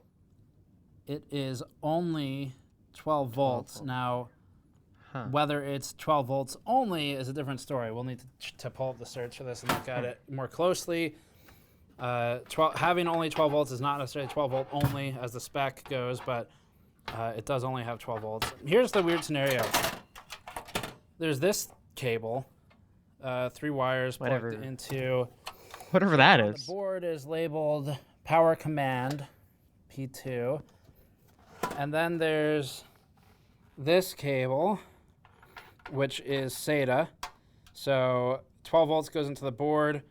At the board level, it's going to get converted to include your 5 volts, whatever else might be wanted by a particular connector. So in the case of SATA, they'll have to convert for 5. That's just a SATA connector. And then this is EPS 12 volt, 4 pin. No, wait. No. Sorry. This is EPS 12 volt, 4 pin. What's the other one? He can't find like the proper ones because all the labeling's incorrect. 5 and 3.3. Or his assumptions are wrong because they just decided to be incredibly different and just like fuck you to traditional stuff. There's no 24 pin either. And there's no 10 pin. This is not ATX 12VO. That's what we've learned. It's just an incredible, now just come to the fuck conclusion. you design. I love ATX it. 12VO would have a 10 pin connector. Instead, what they've done is HP's got. Sorry if I seem a little scattered on this, but they're doing bizarre things again. So, video card, PCIe, and then these. Like he said, he's being gaslit by this computer, and honestly, so am I. So 3.3 volt, 5 volt, they still exist. even Being if they're wildly on gaslit. 12. It just goes into the board via 12 and then comes in, becomes something else. So you've got these two, which means this power supply is not usable for basically any other computer except for one built like this, except for this computer. So again, we're into the e-waste. Even if the power supply is good and fine, it is not following a standard with its connectors or form factor together. And maybe it's something you could use in HP systems, but that's kind of about it. So that's very unfortunate to see. That makes this computer difficult to upgrade, not particularly useful long-term, hard to keep it alive. All the normal things that come with proprietary parts. It's very bad computer. Or mostly proprietary parts, whatever the case may be. Motherboard time. How's that for a motherboard? Oh, it's Straight. Why is it so I want to long? say something nice I noticed. I think Eh, if no. I were working on this computer, if someone brought this to me and said, I don't know what's wrong with it, it's not booting, and they just delivered it like this, when I looked at the computer, I wouldn't be able to tell if it's from 1990 or yesterday. It's a timeless design. It could be from any decade. So there is some good news. It's a timeless design. The that CPU time core is being not loaded. the worst of times. Found a Phillips head screw also. Unfortunately, I already threw out all the Phillips head screwdrivers when I realized I wouldn't need any for this build. So that's the chassis it came out of. Oh, Not particularly impressive, but the motherboard is what we're Looks more so interested sad. in. So I think the main thing I want to look at for the board is probably the CPU cooler. I like how he just doesn't care about the case because it's tin trash. Can't say I've ever used a flathead on a CPU cooler. Oh boy. So there's Okay. fairly full IHS contact. That's kind of nice to see at That least. looks nice. It's It's missing fine. corners a little bit over here and over here, but it's mostly centered. They're doing that same weird hockey puck thing where they sort of had a cooler and then they Then they like machined off a you got a center. protruding piece of aluminum out of the bottom of it to make sure it fit everything. I feel like that line should be on the outside of the computer itself. They're not lying. No serviceable There's components. definitely nothing serviceable in here. In the event you want to buy one anyway, we're going to look at it for gaming performance, power, We'll skip- thermals, everything else. We'll skip ahead And because we'll talk about it's BIOS and the included instructions too. the So blow. start Let's us off we'll skip first ahead with the because auto it's configuration. this part is super nerdy and it's only really there for reviewing purposes. He does a great. They do a great job at reviewing stuff, but let's skip ahead to about how the performance is when you boot the computer. Out here. Because it's Time got to be talk filled about with the trash. BIOS setup and instructions. On first boot, Windows went through some typical OEM EULA screens and some Ew. registration information requests that we skipped past. Once booted into the OS, we were greeted by pop-ups Okay. for a wide range of HP's advertisers, namely McAfee, Dropbox, and ExpressVPN. HP installs plenty of first-party help and support bullshit on their systems as well. The Omen Gaming Hub and more requests for information made appearances after the first round of OEM bloatware too, and connecting to the internet for the first time brought a third and fresh wave of pop-ups, as if HP had pre-installed a virus from the Windows XP days. Microsoft Edge even had some preset bookmarks for HP and its other advertisers. The pop-ups will continue until the programs are uninstalled. Or until morale improves. We're not sure which. This level of bloatware is completely Oh, look at all those unacceptable McAfee services. There's so much of entire that. point of paying someone else to build the computer is good. that they don't sell you a piece of shit weighed down by malware. And yet, here we are. Presumably because we had already exhausted our idiot budget on sales recommending 32 gigabytes of memory and an RTX 2060 Super for 144 FPS gaming, HP then had to work its hardest to idiot-proof the rest of this system. HP's Quick Start Guide is more general purpose than the guides we've seen from smaller How-to companies like computer. Skytech. It's more suitable for all of HP's computers, and there's no internal packing foam, for better or worse, as iWayPower has shown us in the past. The HP Pavilion's peripherals are similar to the flimsy, generic ones that shipped with the Dell G5 and the Alienware systems, except worse. Oh, I want to snap Dell's one of those. aren't the literal worst. Oh my God! Look how on the much other that hand, bends. Is. It has the F keys and their secondary functions swapped. So, for example, in order to hit F12, you need to hit function F12. This is incredibly annoying and ruined our day. The mouse works normally, but it's flat and sharp-edged in what looks like an attempt to either imitate an Apple Magic Mouse or excoriate the user. This is a scenario where it's actually not better than nothing, because literally nothing would be better for both the user and the planet. You could get a better mouse and keyboard from the dumpster of a local organization. Remember too, this is being sold as a gaming PC. On to BIOS. Controls are extremely bare bones. Fan speed cannot be controlled through BIOS, and everything is locked down. The sole notable feature is that the 10400's IGP can be enabled if desired, but it's off by default. Oh, okay. The discrete That's good. 2060 obviously is vastly more powerful for gaming, but it's worth enabling Intel's IGP for video decoding in Premiere and Handbrake. There are menus outside of BIOS for running diagnostics and updating BIOS, although these presumably aren't meant for end users to access. The included RAM has no XMP, and we wouldn't be able to run it if it did anyway, which on the upside is one fewer opportunity for HP to screw this up.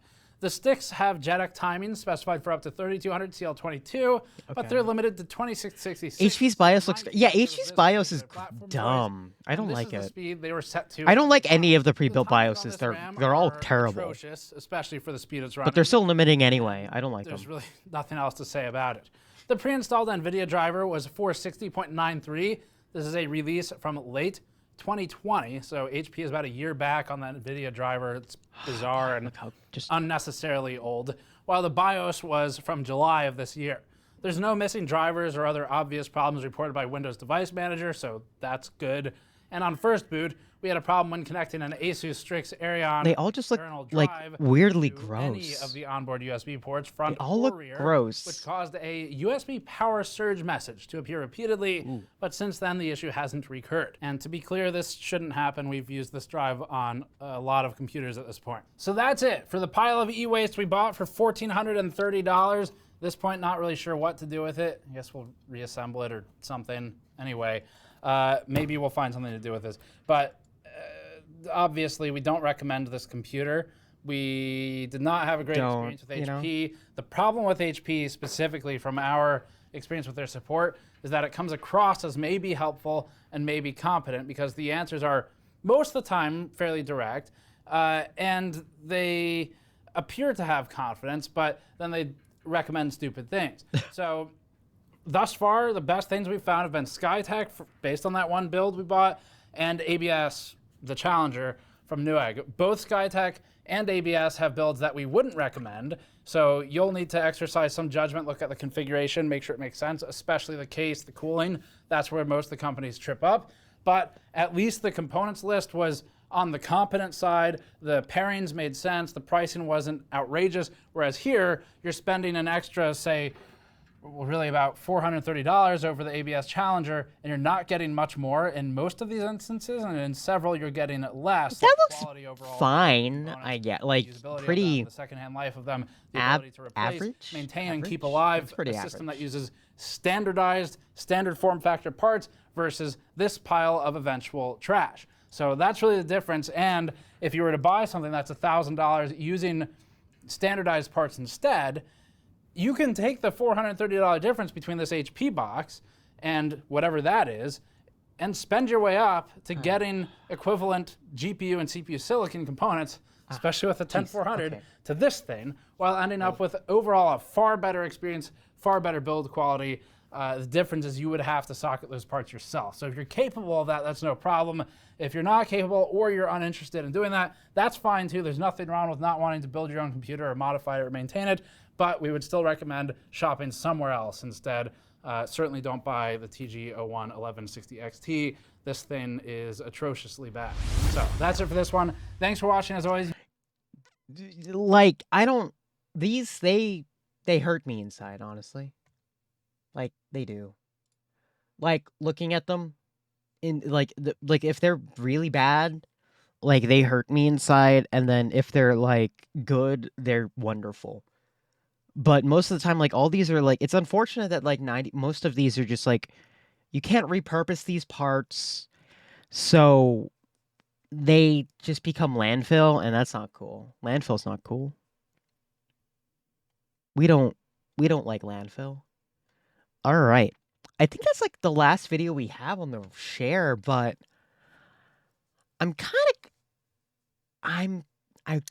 of want to show, like, watch some stuff with you guys, but I'm, like, not sure if I just outright got, like, copyrighted or something for what I would show or anything, you know?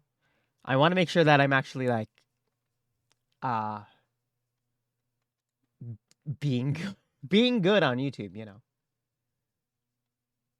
Hold on. I also need to change something. There we go. Okay. Oh, that was weird. Let's see here. What else can we watch without getting in trouble?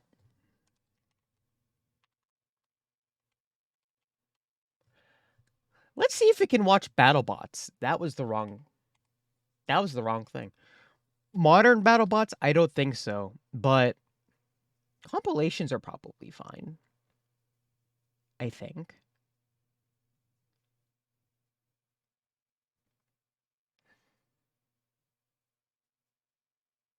Robot Wars Battle of the Stars. Ooh, this sounds good. I don't know what this is. When was this aired? Because it looks like this was like...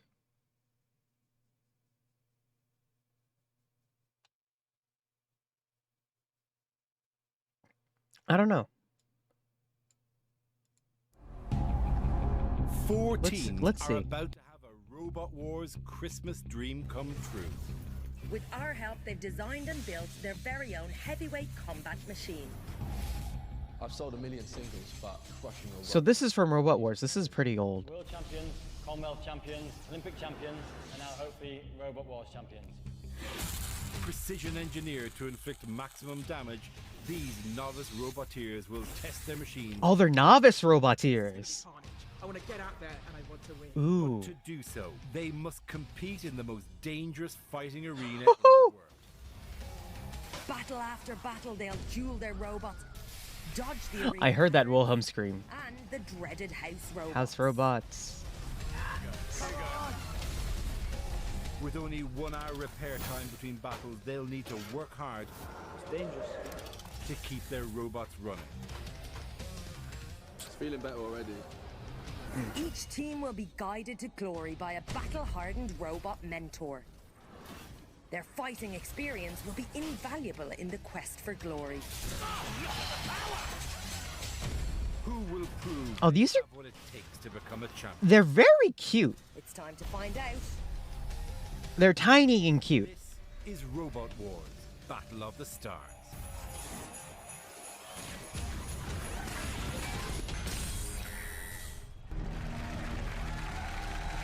When did they film this? Welcome to Robot Wars. Because this is... Battle of the Stars. I don't remember seeing this ever. Celebrities and their teams face off against each other in the world's toughest fighting arena. This is where the teams must smash, flip, and outdrive the competition. And as Ah, if that wasn't so tough good. enough, they still have the hazards Tough and enough. robots to contend. I forgot. I mean, it's so Built weird. to battle and repair. Only Like- one can become Robot Wars champion. Like, Robot Wars is the British version of BattleBots, and they technically kind of branched off of each other. Radio 1's So let's Scott see here. Mills and Chris Stark. Space scientist and TV presenter Maggie Adarin Pocock Olympic medalists, the Brownlee brothers. and sports and technology presenter Susie Perry. Guiding them through the competition are 4 experienced Robot Wars mentors. Dave Moulds, Carbide. David is a professional engineer and one half Oh of my. Team Carbide, one of the most deadly spinners ever created. Carbide is capable of slicing 7mm titanium armor using its spinning blade. Oh, did he break? Shane Swan, Dan Tomkia. With 15 years experience, Shane's speciality is flipper. He got to the heat final with his robot Dan Yeah. Tomkia by obliterating the competition. Craig Danby, Foxy. What are these names? Mechanical engineer Craig has built 132 robots in the past 16 years and competed last series with the super tough robot Foxic. Specializing in gearboxes and drive systems, he will Oh my. Oh, wow. He's strong. Sabertooth. Software company director Gabriel has been competing for Oh, that's a 14 cool looking robot. Sabertooth. He's never won a televised fight, but has sworn to conquer the arena this time. These are our mentors who will guide our robot fighters to victory. We are now just watching Robot Here's Wars, I how the guess. competition works. They'll fight each other once in a mini-league, with the top 2 teams making it through to tonight's grand final. First into the arena tonight, it's Scott Mills and Chris Stark versus Maggie Adarin Pocock. In my day job, I see robots being built to go to other planets, to go to comets. So robots are sort of a part of my bread and butter, I guess. The thing I'm most excited about being on Robot Wars is just to get in that arena. It's nice to see also that all the people there actually do have an enthusiasm for technology. You know, instead of just kind of like anybody's, you know? I Okay, do you want to see it? Yes. Do you want to do the big reveal? Shall I? Collective, team effort. And you gotta remember that they're all novices, so it's not gonna be super pretty. Arena cleaner, bar spinner. But Baby blue in colour. Baby blue, lovely. But with but a vicious. but if you put them like It is vicious. as amateur roboteers, it makes things very The interesting. worst drawing you've ever seen. It was like a box. Oh and my we had God. this idea for the yellow thing, but Garb. Dave's done us The proud. yellow thing. Yeah, the is yellow the yellow thing lethal, Dave? Hopefully, Let's hope. yeah. Okay, What so are our chances? Oh, pretty good. okay, please give it up for Arena Cleaner. I mean, we can call them novice roboteers, but like, I couldn't make these things if I tried. So Doctor of Mechanical Engineering. respect anybody. Send things into space. How many things have you sent into space? 2 or 3. 2 or 3. 2 or 3. The level to which you can't remember the exact number of things I lose count, I you lose sent. count. Dr. Maggie Edwin Pocock, this is unfair. I believe this robot. Here it is. Ooh, clean. Interstellar FML front hinge flipper. Oh, it's a flipper. Even to claim the robot would be interstellar is in itself aiming so much higher than anyone else is. No, we intend to send the other robots interstellar, you Is see. that it? With the flipper. Is that it? Is That's that the it? plan. That's your big weapon. Was that always the one you wanted? I mean, also, it was made by basically 2 people-ish. Who's going to operate the weapon? Ah. Have you thought about when you're going to hit it, press the button? How far do you think they'll go in the sky? High, that's grand, that's fine. You win. If they go high, you win. Give it up, ladies and gentlemen, Interstellar MML. What a team. It's unfair. It is unfair. This presenter's This nice. promises to be a battle of unconventional attack. A rear-facing spinner against a front-end flipper. So can Maggie's brains outwit Scott and Chris to take the 3 points, or will the spinner get up to speed and send her into orbit? Oh, I'm so worried. Oh, yeah. Spinner versus front flipper? It's the one and only Jonathan Pierce. Challenging. And Angela, each celebrity bout tonight will be played over 3 minutes. Robots are out if they're immobilized for 10 seconds, flipped out, or find themselves down in the pit of doom.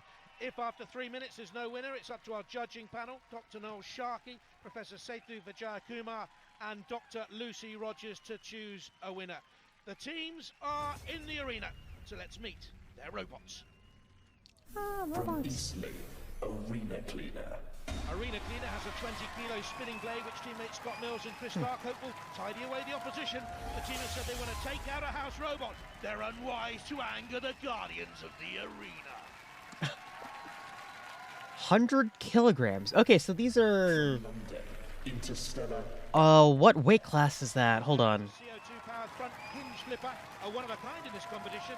The Interstellar mild steel armor top might be a weak point against spinners in the arena. Team captain Maggie dreams of going... Oh, so these things are, these things are in heavyweight class. Of course, our celebrity team... Or give or, like, just even though it's the slightly under heavyweight class. robots haven't taken a day off. Or slightly under the maximum weight for heavyweight class. First battle, it's the only snow plough I know with a titanium tipped axe. It's shunt.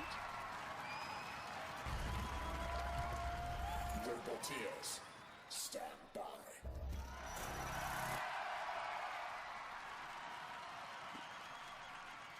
The competitors are ready. It's time for our first battle.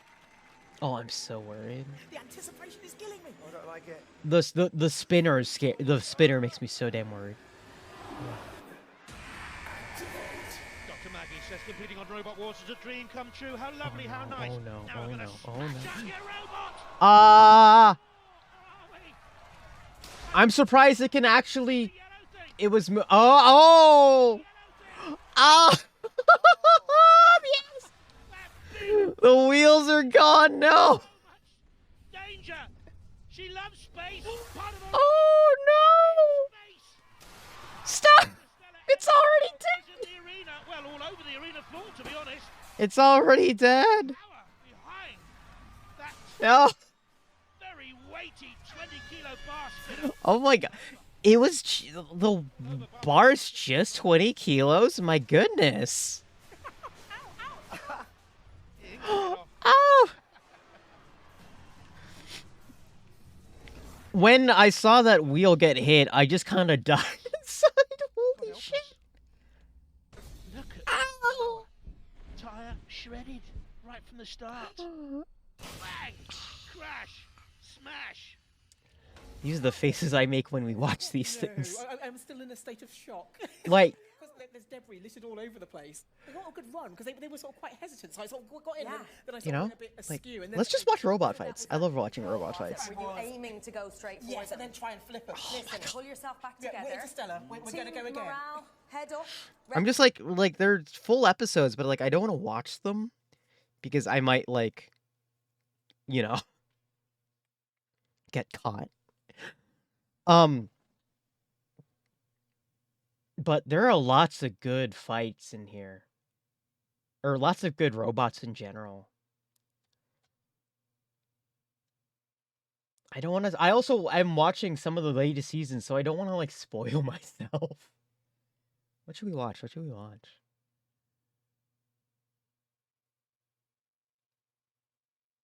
Let's see here. It also, not to mention, it has to be kind of old. Because cops can't catch me. Oh, boy.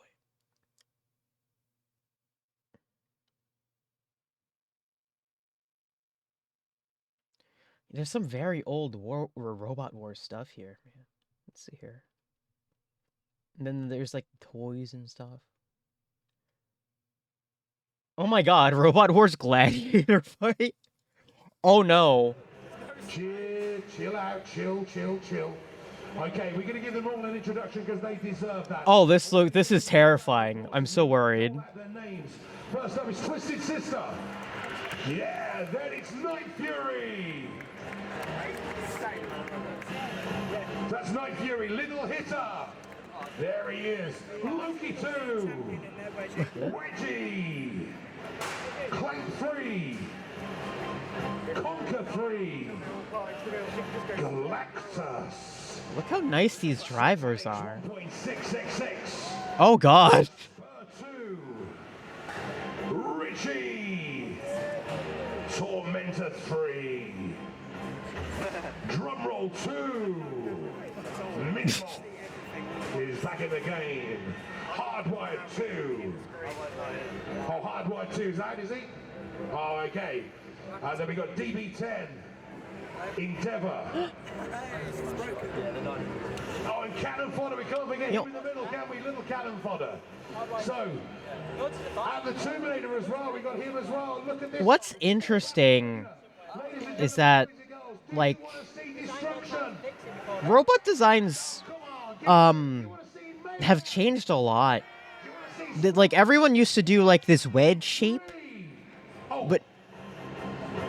but it's gotten much different, because the weapons are now more on front instead of the chassis design. Thank you very much, Nick Cooper. He's just to inform me, of course, safety is a major priority for us, especially with the amount of robots we've got in here.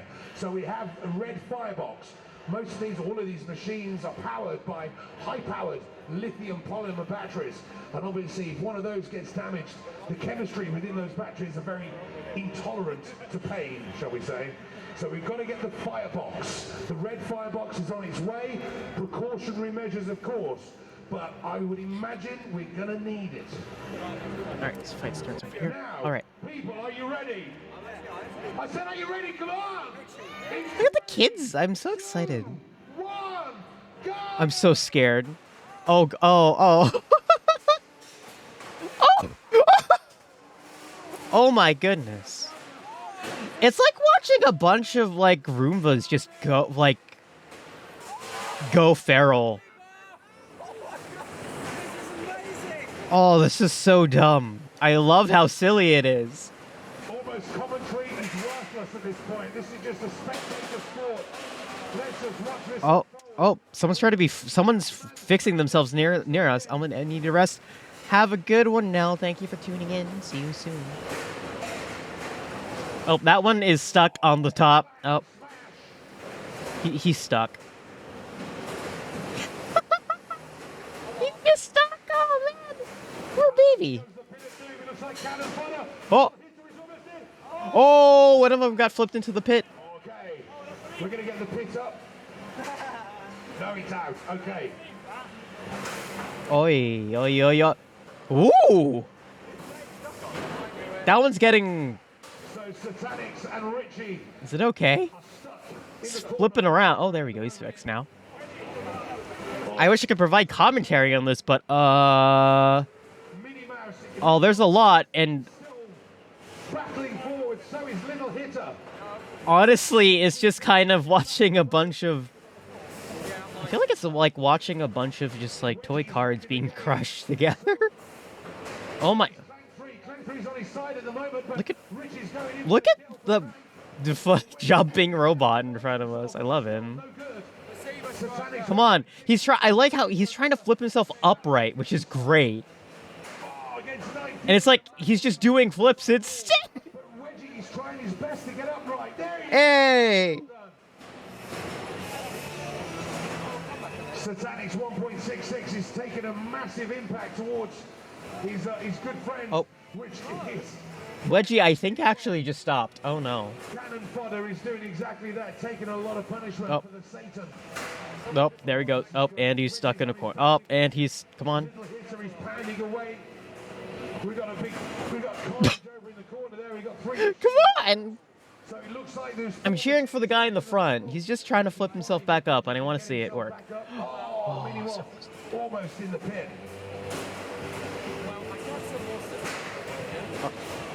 Remember, this is Last Man Standing takes the title. This is the gladiatorial finale of Robo Challenge 2015. Oh. I like how the pit has like 3 people. Come on. There's no more room in the pit. There's no vacancy in the pit. Saved for a moment. Oh.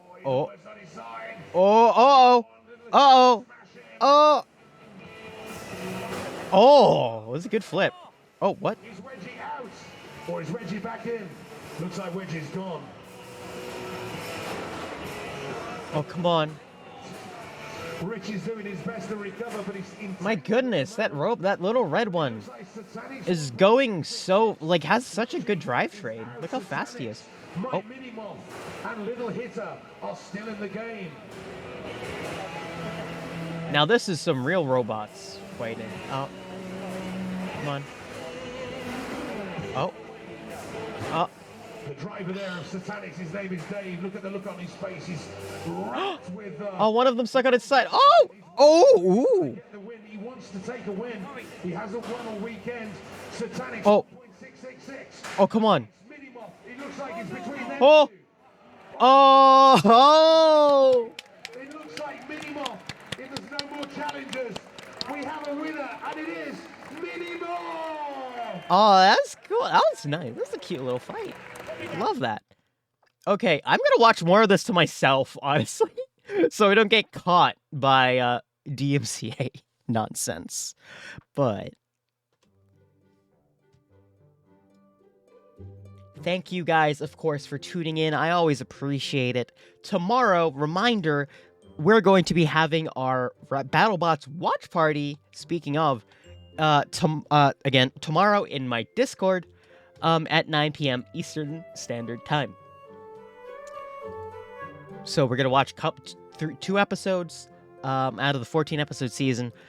We got through the first 2 last time, and that's about how it's gonna go. It's gonna be like 3 hours. So if you guys are interested, feel free to tune in. Of course, be your impromptu judge. Watch, cheer for your favorite. I don't know. It's watching is always better with friends, of course. So if you guys could join me, I would always lovingly appreciate it. In the meantime, we're gonna see who we can send you over to. Let's see here. Oh. You guys like watching stuff, right? We're gonna send you guys to one of my friends, Hina Bovina, who I think is watching food videos. Oh, heck yeah, she's watching food videos. Let's go. Let's send some love.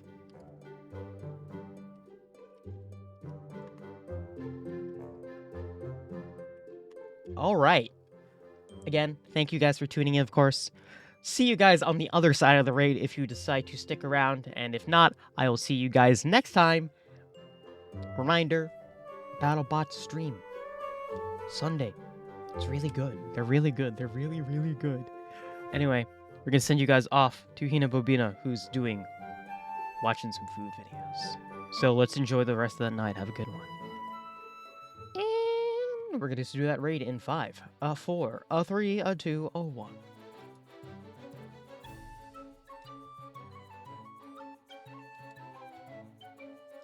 Yeah, and